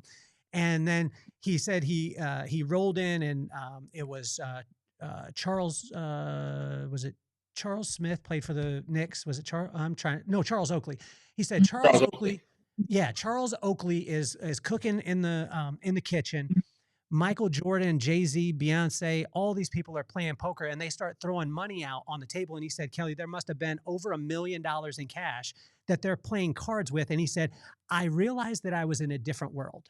He said, and you get exposed to different things when you're in the Super Bowl, like you were, like when you said that, maybe the moment was a little bit bigger for you than you in the first half. What were some of the things that you got exposed to that maybe you weren't exposed to when you were talking about when your dad is, heading up the farming and things like that, when you get exposed to the NFL? Yeah, that is the pinnacle. There isn't anything past the National Football League from a playing standpoint. You know what I mean? So to recognize the people that are standing to your right and to your left, like we're all in this fraternity. There's a little more than 2,000 of us doing this at this given time. You know what I mean? I think there's only like 26,000 players that have ever played in the National Football League, ever. You know what I mean? Of the millions of people, billions of people on this planet, you know what I mean? And the ones that keep coming and going, to see less than 50,000 people have ever played it, it just shows you how elite that actually is. And that in itself is the realization, like, wow. You know what I mean? And not only did I beat the average, I'm a leader amongst these dudes. I'm somebody that the young guys are looking at, like my locker, Kelly, was the first locker off the practice field when you walked into our locker room. And for years, youngsters would come sit down and just talk with me. What's up, B-Hop? You know, like, what's going on? And 9 times out of 10, it wasn't about what we just did on the football field. It was just about life. You know, the same things that I did, you know, with Munch and with Bruce and with Al Smith and with Sean Jones and William Fuller and Lorenzo White and Warren Moon, all these guys that had kids that were half my age when I got in the league. I'm learning so much about how to be a man from them. You know what I mean? Because that's what it's about. It's like what Eddie was talking about. You're this person, this version of yourself for a very minute period in time when it comes to the pantheon of your life. So what are you going to take from this? You know? So for me, the way I put, 10 toes on the ground is that knowing that I was in an elite category for a long period of time. That's part of my lineage. It's part of my history. And to know that I did that, to know that I was a part of that and its successes, that makes me walk through life with an air of confidence, especially when there's so many things that can knock down that confidence, like the troves in life. You know what I mean? Just the valleys that you talk about, just the things that go wrong, to ultimately know it will get better, and things aren't always going to be like this. And you have to recognize that in the middle of the stuff, you know what I mean? When life is its hardest. Well, first off, growth is never comfortable. They call it growing pains for a reason. You know what I mean? It's growing pains because your body's going through changes that aren't comfortable. And it's the same thing happens in life. So when you're growing, when you get better, when you're learning, there's way more that comes from learning in a loss than there is from a win. Because usually if you did something a certain way and it was successful for you, probably not going to change it much. You want to be consistent, right? But when something doesn't go your way, or when you're still learning something, or you haven't achieved the success that you hope to have had, there's so much in going into, God, what do I need to do next? What did I do wrong? How can I be better? So there's so much more that goes into trying to figure it out when you're not successful versus when you are. And you can't take your foot off the accelerator when you are successful. I thought about that just this morning. I stepped on the scale and I was 244 pounds. Now, mind you, my second year in the league, I was 346 pounds. This is my high school weight, okay? And that was a goal of mine, was getting back to this weight. And the first thing I said to myself when I looked at the scale and I had achieved that goal was you can't stop. Just because you got that goal doesn't mean it's over. Because now what's going to happen to me if I quit, if I slow down, if I take my foot off the accelerator? I'm going to be fighting those same hurdles to get back down to where I was, right? So why would we just maintain? Why wouldn't I just keep that level of consistency that got me to where I'm at in the first place, instead of having to start all over again, learning from the things that helped me get to where I'm at? You created a pinch me moment for me the other day, right? So I'm getting off the plane in Phoenix, and I'm going, and it's really cool. Like my job now is as a keynote speaker is to, I get to speak a lot in the hospitality industry, and it's to the owners of like Hyatt and Marriott, Hilton, all the things. And I'm on the way to do something that is phenomenal. But for me, you created a pinch me moment, and you took me back to when I was 6 years old. You took me back to the fact that, my parents bought this jacket, and I still think it was because they bought my brother a Rams jacket and the Oilers jacket was on sale in 1981. You know what I'm saying? But so I get on, I mean, literally, like, Brad, I'm on the people mover in the Phoenix airport, and I'm like, yeah, I'm making sounds, and everyone's looking at me, and I'm like, because I'm reading your message, you created that pinch me moment. You're a legend to so many people. What was some of the pinch me moments that you had when you came into the league, or as you progressed through the league? Because again, when you go to the Super Bowl in 1999, the world is your oyster, and now the heroes maybe that you had are your peers. Yeah. So when I grew up in 1985, I was 15 years old, and I could recite the Chicago Bears Super Bowl shuffle to this day. I know it word for word, the spunky QB, all that stuff. You know what I mean? And to then get drafted by the Oilers and end up playing the Chicago Bears in my second or third season in Soldier Field, I'm playing against Richard Dent. The thing is, I didn't acknowledge that moment until I'm looking at some of my high school friends that came to the game, because I grew up was about 180 miles from Chicago, so that's where we're all Chicago fans, and they're like this mouth agape, like watching me play against a guy that we grew up watching as a kid, and I dominated Richard Dent. Dominated Richard Dent. They cut him the next week. But that's where I caught Richard Dent in his career. Yeah. Now, let's bring that full circle again. I ended up playing Richard Dent again the next year. The Colts had picked him up, okay? And, obviously this is in the waning years of his career. And we were playing against him in a preseason game. Kelly, he beat me up and down 3 ways from Sunday. I mean, just kicked the crap out of me. You know what I mean? And to where I was like, what the hell just happened? I just dominated this guy as a Chicago Bear, the guy I watched, growing up, was actually even fearful of, for all the things that Richard Dent was doing to tackles back in the day.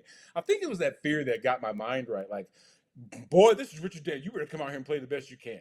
Now, I caught him like in his 30s, you know what I mean? So, it was almost inevitable. He was a spring chicken coming in there and, just kind of doing some of the things. He probably wasn't even healthy at that point.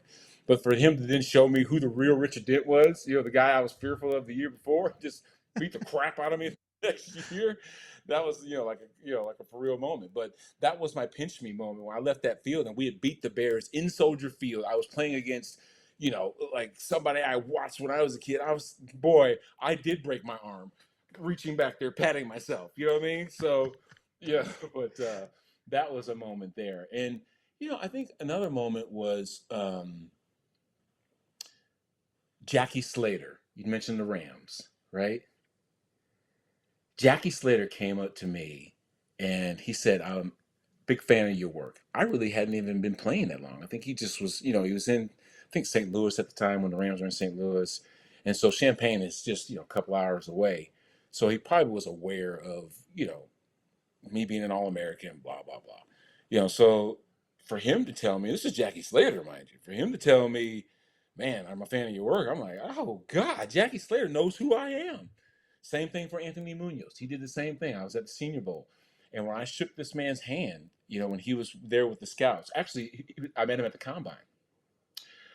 Biggest hands I'd ever seen in my life, just engulfed my hands. And my hands are big. And when I was like, golly, Anthony Munoz, one of the greatest to play the game, knows my name.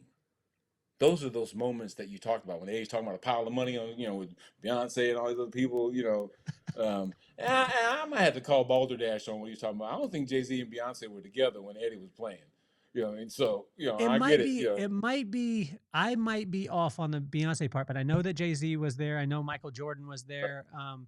I'll have to go back to the tape. I'll have to go back to the tape because you're going to, yeah. Yeah.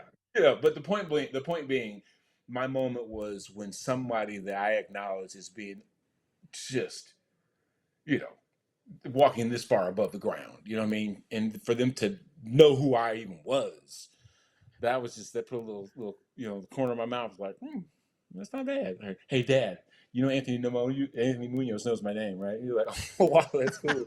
You know what I mean? That kind of stuff, So those are cool moments. So when you're lining up against Richard Dent, are you solely focused on him, or are you looking and scanning and seeing those big eyes, the ones that that I'm talking about that are in the middle of the field, that is one of the greatest middle linebackers of all time, and his eyes are the size of my head? Yeah. You got to be watching everything. That's the thing about offensive linemen. You might think you're blocking that guy, but by defensive scheme, he might be dropping off into coverage, and then the guy from your right ends up hitting you in the face. You know what I mean? So you got to be able to scan. First off, the game is not won on Sundays. The game is won Wednesday through Saturday. In trying to determine what their tendencies are, being able to recognize what I see them do on film. So that way, there's less guesswork to it. Now, of course, they're going to throw in some wrinkles and do things different on Sunday than they do during the, because nobody wants to be predictable, right? But at the end of the day, I have to understand and study, and learn more about what they're doing as far as habits than I am just about matching up with them one-on-one, that kind of deal.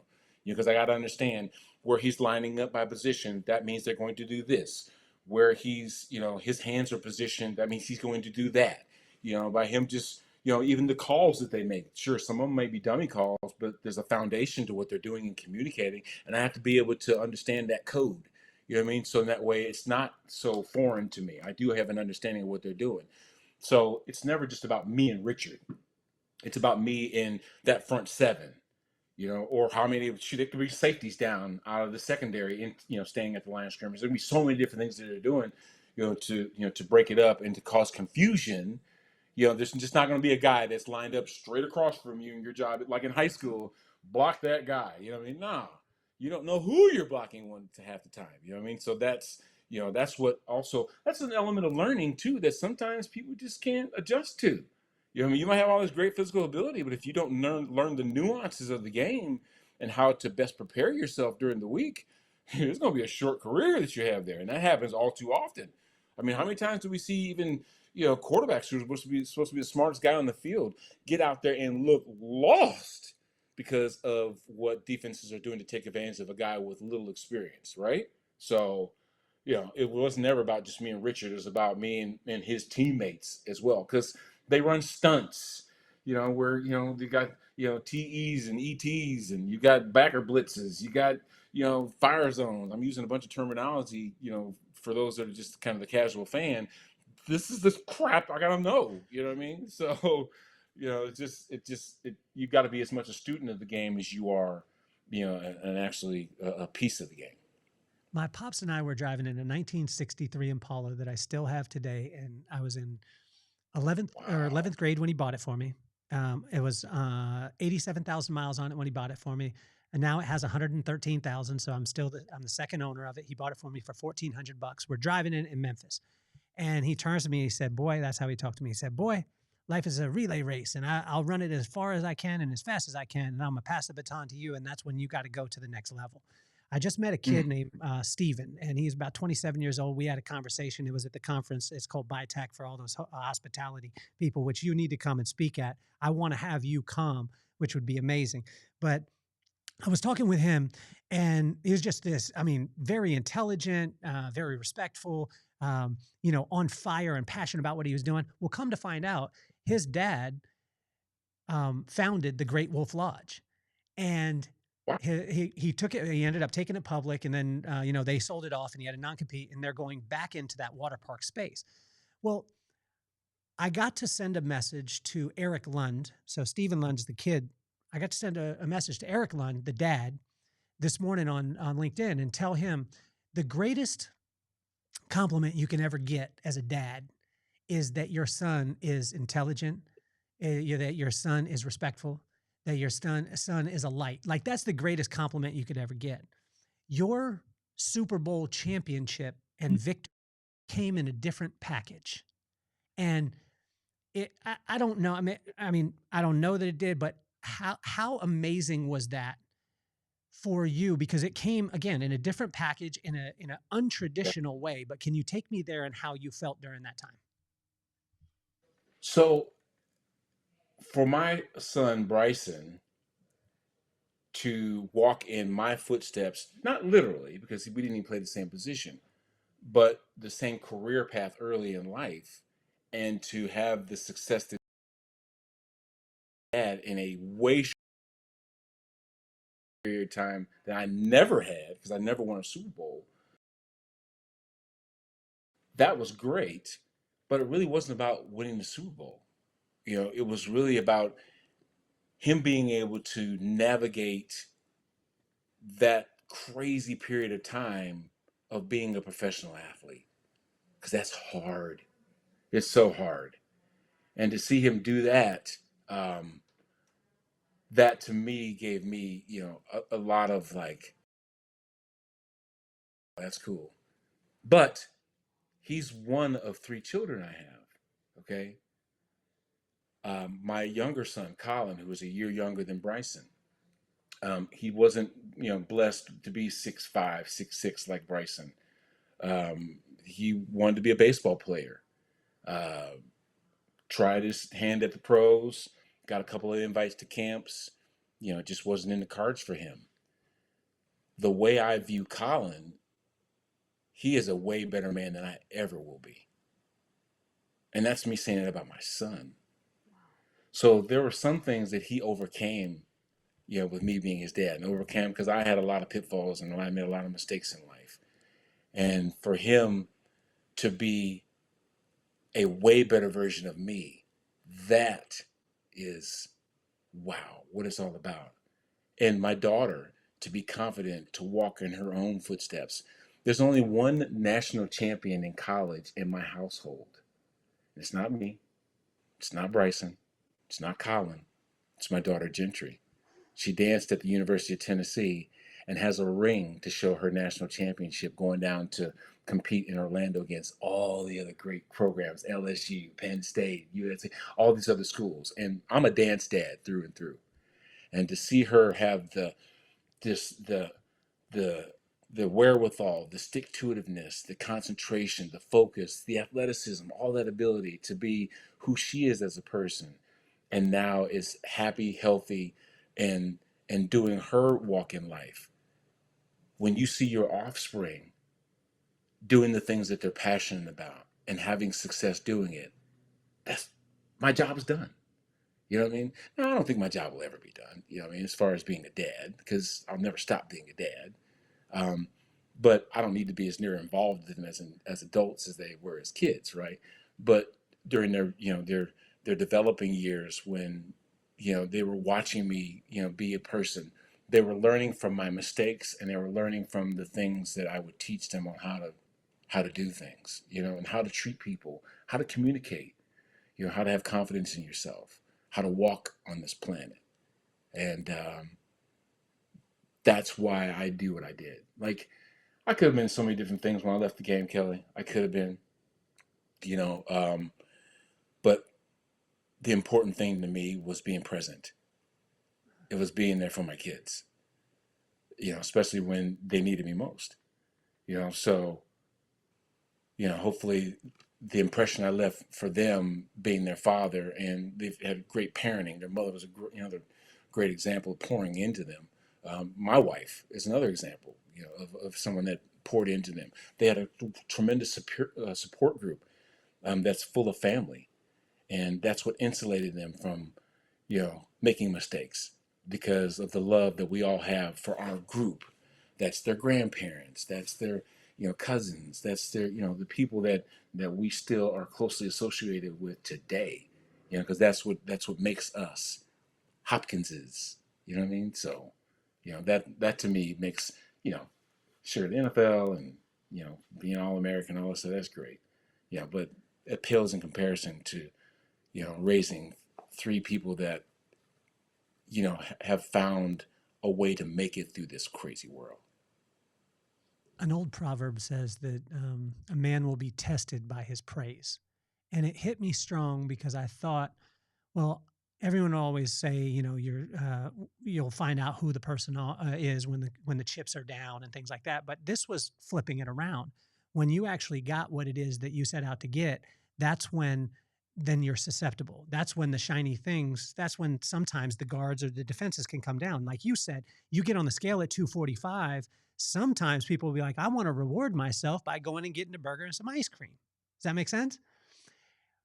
What, if anything, specifically in your life, when those things started to happen that were your dreams? Because you lived your dreams. You lived the things that you set out to do.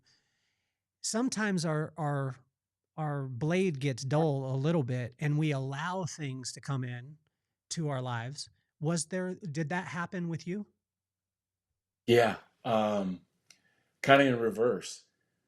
So, I was blessed enough to have a pretty good college career, and I was blessed enough to have a pretty good professional career. I had always had the fear, even before I got into the league, of losing everything that I had worked so hard for, and that drove a lot of my decisions to try and, be as best prepared as I possibly could for, the moments where I had to make a change. And even in that planning itself, I still couldn't avoid life. I'm a two-time divorcee. I retired the year after the stock market crashed, or the year before the stock market crashed in 2007. So, buddy, when I say I went through it, I went through it. But it was probably the people around me that helped me get through it. Also, just my drive to want to keep moving forward. You know what I mean? When the bullets flying all around, the last thing you want to do is stay still. You know what I mean? So I'm bear crawling, I'm trying to do whatever I can to get back to standing, you know, and just to get to a level of comfort that I had when I realized that, you know what, that level of comfort, that sometimes is the curse. You know what I mean? So not that I want to struggle or continue to struggle, but now that I'm, reached a point of levity, you know what I mean? And I am happy and healthy and, this things are going well for Brad Hopkins right now, right? That never stops me from, remembering the struggle and keeping moving forward, regardless of how happy and comfortable I feel I am. So I don't never want to be comfortable. I mean, to a degree. I mean, I don't always want to be hustling and, huffing and puffing, but for the most part, I want to keep working out. You know what I mean? I'm not going to keep having, if I am going to have that burger, I'm going to back it up with a workout. You know what I mean? If I am going to do something that, that does reward myself, well, I'm going to also be smart and give back and put back where I need to, So I had an instance where my wife sent me to the UPS store to drop off a package. And there was a guy standing outside of the store there. And he was soliciting, for the Humane Society. He said, hey brother, come holler at me when you come back out. So already in my mind, I'd already been thinking, Kelly, I'm not gonna go talk to this dude. He's gonna try and sell me something. You know what I mean? And as I'm standing there in the store thinking about what I'm going to do to leave the store to get to my car and just basically stiff arm this guy, I said, you know what? Go talk to him. Something said that. Just hear him out. And he said like maybe two sentences, and I realized that I was going to give to this cause for the Humane Society, not because it was the Humane Society, not because of anything that he was trying to sell me. And I even told him this. I said, it's because of you. He was standing out there in a suit, in the hot, in the whatever else, making himself extremely vulnerable to strangers. One of half the time we're just not even paying attention to him, wouldn't even give him the time of day. But the fact that he had stick-to-itiveness, the fact that he was doing it, he could have been doing anything. Could have been robbing people, could have been, taking advantage of people, could have been doing something that was, less worthy. But the fact that he was out there doing something that most people wouldn't want to do, I rewarded him by giving him the money that I did, or the commitment to the Humane Society I did, because I wanted him to keep going. And I wanted him to recognize, to see some fruits of his labor. There are people out here that are listening to you. You know what I mean? There are people out here that want to see you be the best version of yourself. So I don't even remember the kid's name. You know what I mean? And he didn't know who I was. At first, he didn't know who I was. Of course, I started filling out, the information. He just kind of stopped. He looked at me. He put his hand in his mouth. He's like, "Oh!" And I was like, "Just keep it moving." Chill So, out. Chill but the out, point man. being, it was just about, it was about his efforts and me rewarding his efforts, to make himself uncomfortable. So I was actually rewarding his uncomfortableness, not the fact that he was doing something that, definitely needs care. Now, I will say to that end, Humane Society is sending me texts and all kinds of craziness. I'm not being biased for that. Part of, had to hit stop on the thread. But the point being, I was there to help. I'm still helping, but my motivation wasn't necessarily, to save the animals, which you should be doing something. But it was to just give this man a little bit more support in saying, hey, brother, you're doing the right thing. Keep going. I know that you're big on player advocacy, right? And one of my friends, he's actually been on the podcast the most out of anyone that I've ever had over the last 6 years. You're the episode number 730 or 783 today, and Wow. but Lee Steinberg has been on 6 times, and he's a player advocate guy, as you know. Like, he's a huge brain health guy, advocate guy. We had a conversation, and it was interesting because it was right as it was actually our conversation was 2 or 3 days before the NIL got passed. And he told me, which was interesting, he said they didn't prepare enough. They didn't prepare enough for what's actually going to happen. And I was like, well, what do you mean? And he said, it was, obviously it's the right thing to do. But there weren't enough things put in place to be able to make sure that this thing ran. And they, once it goes, he said, they aren't going to be able to put the genie back in the bottle. So from a player advocacy standpoint, I mean, obviously the brain health, things like that, which is huge on your side because offensive linemen and defensive linemen are probably the leading people in that realm. What is your take, or what do you say to those guys? And then take me to the NIL part too, because this is something that completely changed the game. I have been fortunate enough to hear Lee Steinberg speak, at a few events. Mm-hmm. And the thing that he said that resonated with me most was him having basically cornered the quarterback class when he was representing. It rang false to him to see these guys suffer after the game, knowing that concussions were a huge part of what was going on. So that's why he was a huge proponent, because, for him to stand next to this player that he knew ultimately was going to have something go wrong with him and how that affects his family and all those other things, he wanted to do more to hedge against that risk. So I applauded him for that, just getting involved and engaged and bringing about awareness for something that, he didn't have to do that. He could have just taken these kids' money, representing them and getting part of their contract. It is what it is, and just kept moving. But he had more of personal investment in them. Warren Moon is one of his favorite people. You know what I mean? And when you see those two interact in a relationship, it's just more than just player-client or player-agent deal. It's more than that. As far as like the NIL and responsibility of that,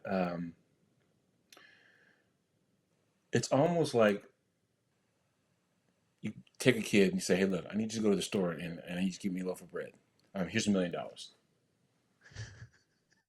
Would you give a kid $1 million to go to the store and buy a loaf of bread? Because it sounds funny, right? Yeah.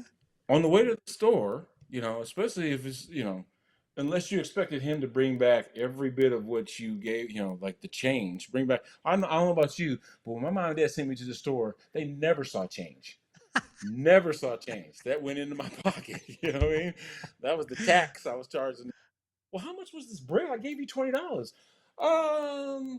know what I mean? So, I'm keeping that change, but what I said is that it's irresponsible for me to give this kid $1 million to have someone buy a loaf of bread. One, because unless he grew up with $1 million, it's very rare that he's going to understand how to manage that responsibility, right? And that's what a lot of these families are dealing with.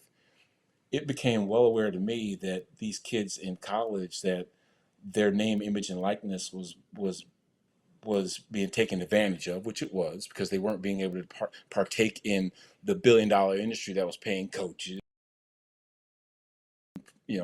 the institutions that they played for, and the paraphernalia companies and all this other stuff. And you couldn't even give a guy a ride to campus. It was deemed illegal. That was false.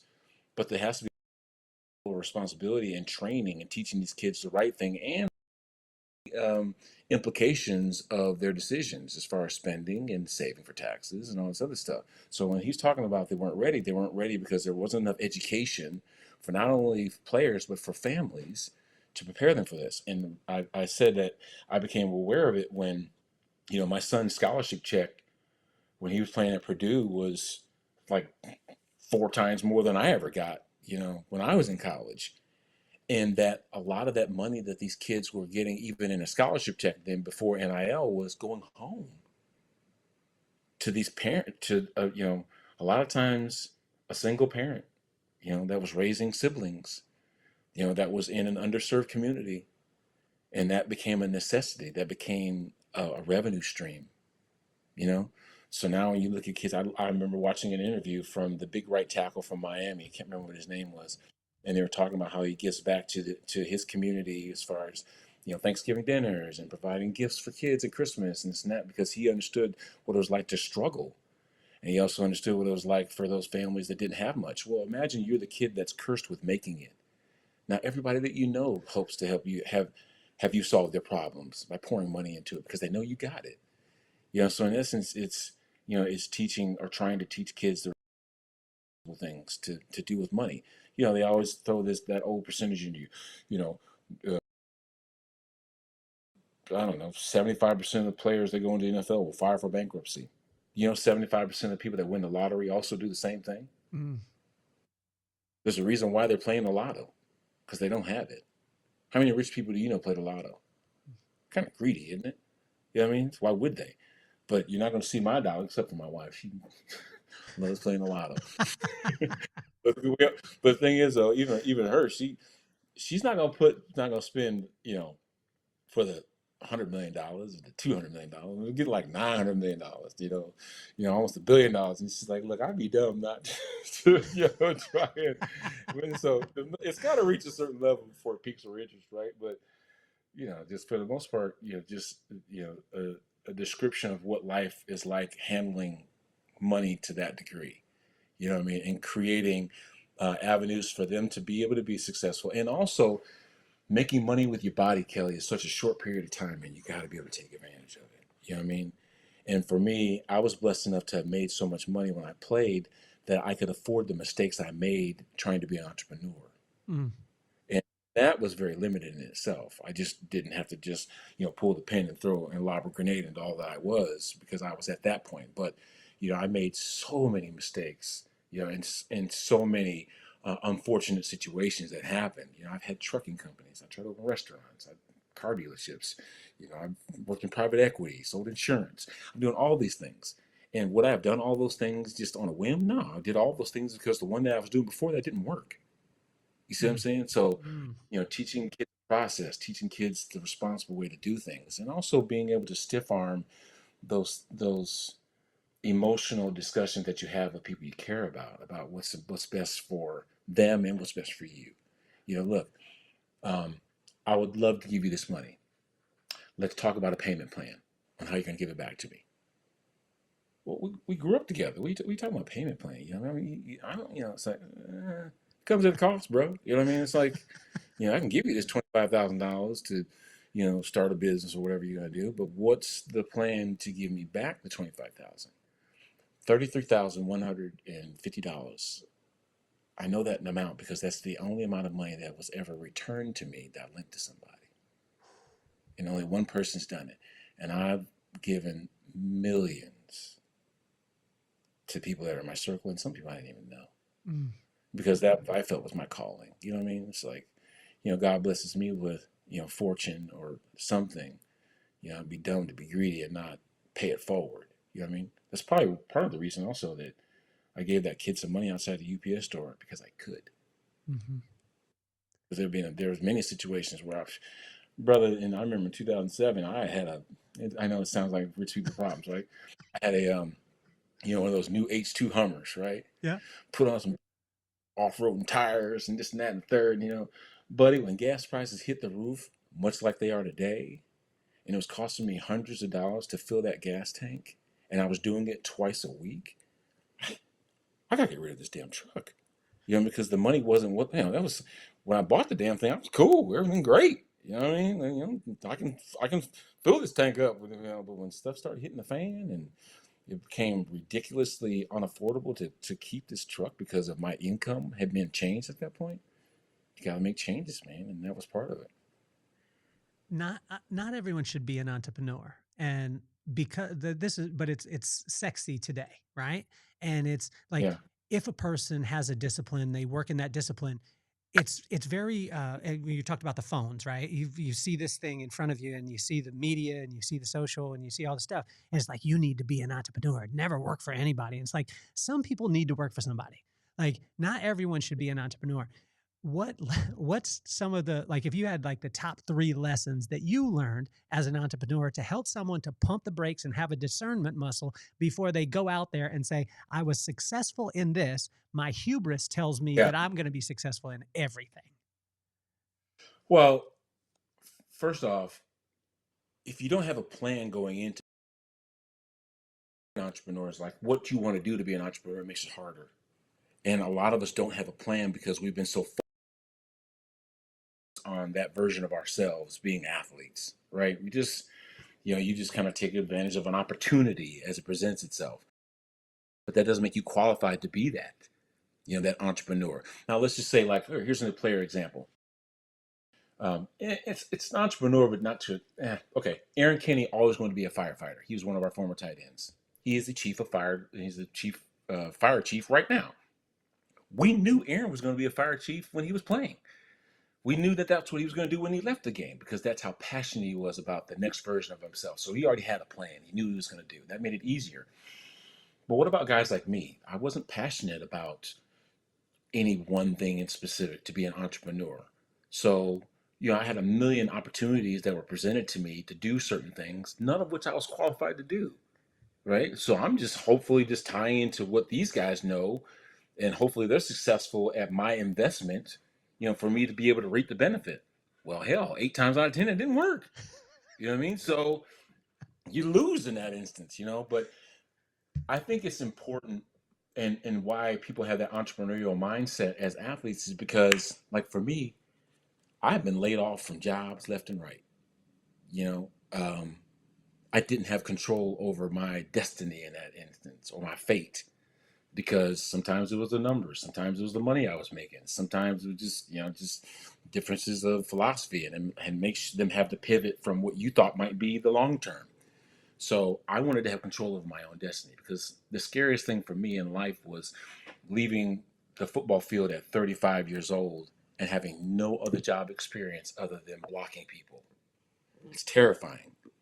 If I had, now, the difference is, like, when the CBA first started in 1993 and the money got really good for players, before that, the off season was what you dedicated to your job, not football. Your job, what you were going to do. In other words, players were playing football, but they also had a job. You know what I mean? Not necessarily in, closer to when I came in, but, like, way on down the road, when the NFL wasn't cranking out $1 million athletes every single year, you had to sustain your lifestyle by working. And it made it easier to transition from being a professional athlete to just doing what you did, in the months of January to August, when we had to report for camp. You had applicable job skills. But nowadays, when they incentivize these players to stick around in the facility and they pay them to basically come work out and all this other stuff, that's your job experience. Now I will say that there are programs that the league offers now, like, Keep Book went to the Harvard School of Business.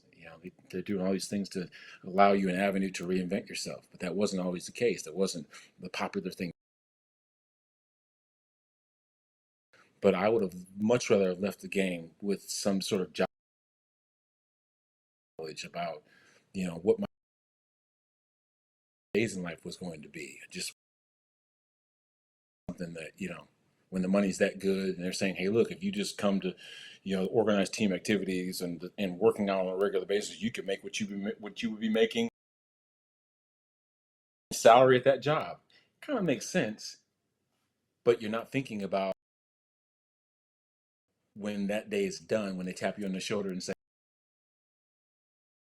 your playbook. You know what I mean? Your time here over, and you're sitting there looking at. I remember when I found out I was released after 13 seasons with the franchise. I was putting my socks on in my bedroom. It's like, wow, I guess that's nah. There've been rumors that my cap number was going to cause me to be a casualty. Blah blah blah.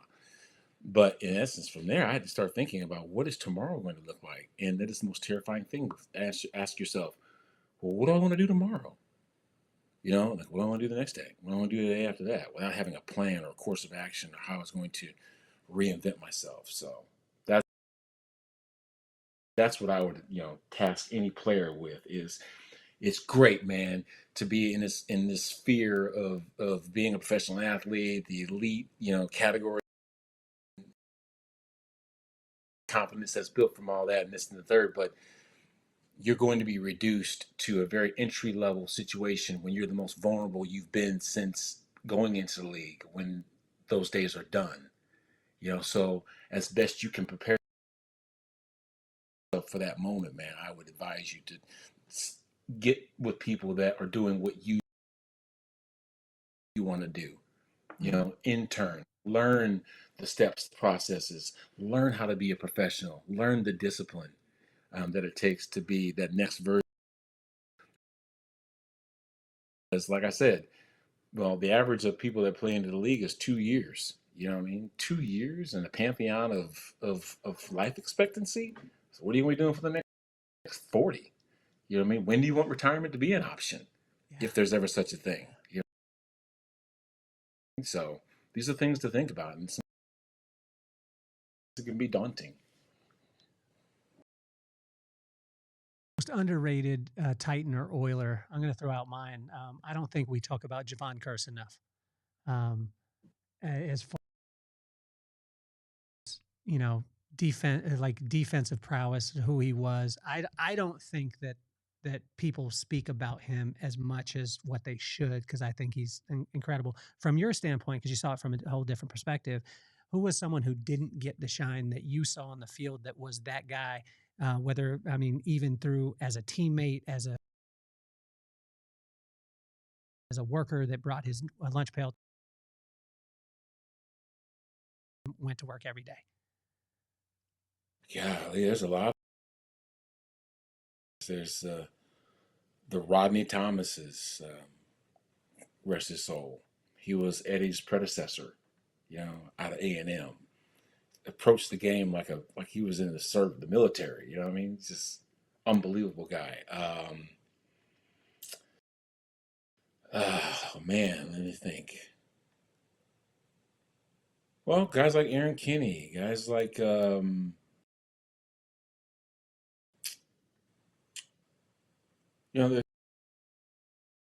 so many faces that I'm thinking about. I'm trying to put a name to some of those guys that meant so much to us, and just just their presence. I mean, Javon, to me, Javon was he was one of our faces of the franchise. I don't know that he was as unheralded. Career cut short because of injuries. Yeah. Obviously, I think that had he not dealing with his foot and all this other stuff, he never would have left us to go to Philadelphia. And then injuries basically, taking him away from that, and his career being cut way short than it could have been. You know what I mean? Because he kicked the door in when he came in. And think about it, his rookie season, dude's got sacking everybody. You know what I mean? So, and he wasn't even a defensive end; he was a linebacker when he came to us. You know what I mean? So, but there are players that are on my line that we talk about the unheralded line position. Mike Munchak and Bruce Matthews were guys that you never see standing in front of the media, even though they became Hall of Famers and were definitely acknowledged through our own peer group, their greatness. They're not household names. You know what I mean? People don't know who they were. If I walked up to somebody on the street and say, "Hey, do you know who Mike Munchak is?" Especially even here, it's like, "Who's that?" Like, well, he's just one of the greatest players to play in Oilers franchise history. You know what I mean? He's just one of the greatest players to transition and being a coach and all these other things, and nobody knows his name. So there's a few of those guys, that Eric Norgards, the David Williamses, Doug Dawson is a guy that didn't get a lot of attention as a player, because he really, honestly, just saying, he'd tell you the same thing. He really wasn't that good. Managing partner right now for Northwestern Mutual in Houston, has an office downtown. Runs an office. So super more successful as his post game career than he was ever playing the game. Those are people that kind of stand out to me. I mean, guys that I would want to be to this day. You know what I mean? Because at the end of the day, you can only be a football player for so long. And you can only live in that in that vein of history for so long. So then, people they'll remember you to a certain degree, but I want to be remembered for so many different things. I want to be remembered for, the interaction we had when we were on the street. I had a guy, I was signing autographs last week, and a guy walked up to me with his 3 kids. He said, "Mr. Hopkins, you don't remember me, but I remember the day you guys opened Adelphia Coliseum playing the Bengals. I was there. You went and signed autographs at a restaurant after the game, and my parents took a picture of me in your lap when I was 4. And for him to come with his kids, for me to meet them, and to show me the generations that now are supporting the franchise that he watched as a kid. That's what I want to be remembered for. In other words, I don't want to die anytime soon, but I want people around me to be inconsolable. I want like the world to pause and say, that was a good dude. Not because of what I did on the football field, but for how we interacted. Maybe something I said to you, maybe something you said to me. You know what I mean? That's that moment that we shared together. Those are the things that make memories. You know what I mean? Because at the end of the day, I'll ask you something. How many plays did I play? You don't know. How much money did I ever make? You don't know. How many games did I ever win? You don't know. You don't know any of this stuff. You know why? Because it doesn't matter. You knew I played football. You'll remember that. But I want you to remember something. That kid that I gave that money to at the UPS store, you think he'll remember me? Yeah, he'll remember me. And not because of anything I accomplished in football. He never saw a game I played. You know what I mean? Never. He was too young. So those are the things that, matter most to me. You seem to always look to where the ball's going as opposed to where it is. And I think that this is even like when I saw a clip of you with Keith, you guys were talking about the new uniforms. There's some people that went against the new logos, but it was like you were always in every clip that I saw and everything that I've seen with you and even experiencing you today, you've always been looking forward and preparing. So I want to compliment you on that, because when you go back and listen to this, or you go back and watch, or your family does, there's one common theme, and it's that preparation, like my pops was saying, right? So success is nothing more than preparation and opportunity to meet. And you are an example of that. And I want to compliment you on it because I've just got to experience it. And so I started the podcast for my two kids, my avid Oilers Titans fan. He's 14 and he's the only one in our neighborhood. We live in California, and he's the only one, and he wears Oilers stuff and he wears Titan stuff, and people wonder why. It's because his crazy dad. But and then my daughter, she's in the arts, so she performs, sings, dances. Like so when you said a dance dad, I was like, yes, this is awesome. I didn't want them to worship idols. I wanted them to be inspired by iconic people like yourself. So what advice would you have for Maddox and McKenna? And if you could use both their names, it would be awesome. Wow. Maddox and McKenna. Your dad is giving you a tremendous example of how to be as a person. And just our dialogue in a short period of time, I've discovered so much about him. So you're in good hands. Confidence is never created outside of who you are. Confidence is created from within yourself. And a lot of that is the stuff we go through, good or bad, right? All of life lessons are a culmination of who you are. You know what I mean? That they're a reflection of who you are, rather. So having confidence doesn't mean you're a braggart. Having confidence doesn't mean that, you somehow think that your ish don't stink. That's not confidence. Confidence is almost being unwavering to what you know is right. Confidence is trying to find the most efficient way to work smarter, not harder, to bring it full circle, and that's what I've always felt about myself. Not arrogance. Don't confuse confidence for arrogance. Confidence is that, hey, when stuff gets bad, who am I looking to as an example of how to get out of this? That guy. I know he's been through some stuff. He's told me. How did he make it through? The confidence that he had within himself. And what that also does, it allows you to deflect the negative. You know what I mean? Because with every great thing that comes a cost, you know what I mean? And being able to manage who we are as people. There's the Bible verse of loving thy neighbor as you do yourself. Man, if we all did that, how much better would we be as a society, as a culture, as a people? If you knew how much you cared about yourself and you loved that guy across the street the same way you loved yourself, that's God's plan. That's the love we're supposed to have for each other. You know what I mean? So confidence is instilled within you, and the way we walk through life, interacting with people, those are the memories that you create with people. So just remember, you never know who you're talking to. You never know who you're talking to and what a difference that you can make in somebody's life. And try and do that. Be a difference maker. Be somebody that's unforgettable and not in a bad way.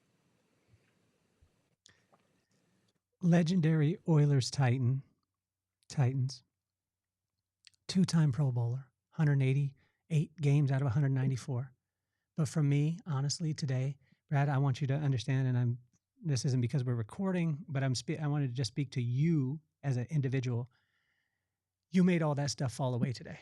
You made all that stuff fall away, and what you said that you wanted people to remember you by, it's for you taking the time and spending with me today. You exemplified. Most people don't. Most people will talk it, and then you'll get close to them, and then you see a different side. And I want to compliment you, man. I mean, because what you said that you want people to remember you by, you just created that moment in this conversation. And it's unbelievable, man. Like, just, my hat's off, and thank you.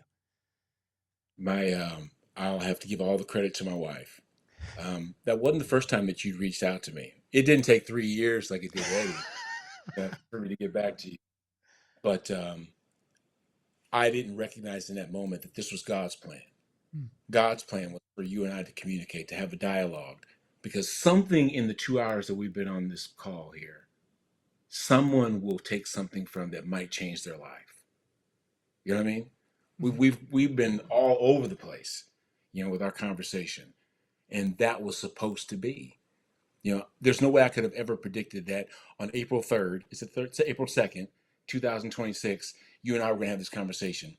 God knew, and that's why he put me on this show, so that way we could say some of the things that we said to really make a difference in the people around us. So I'm thanking my wife, I'm thanking you for inviting me, and I'm thanking the audience for listening. Hopefully they took something from this.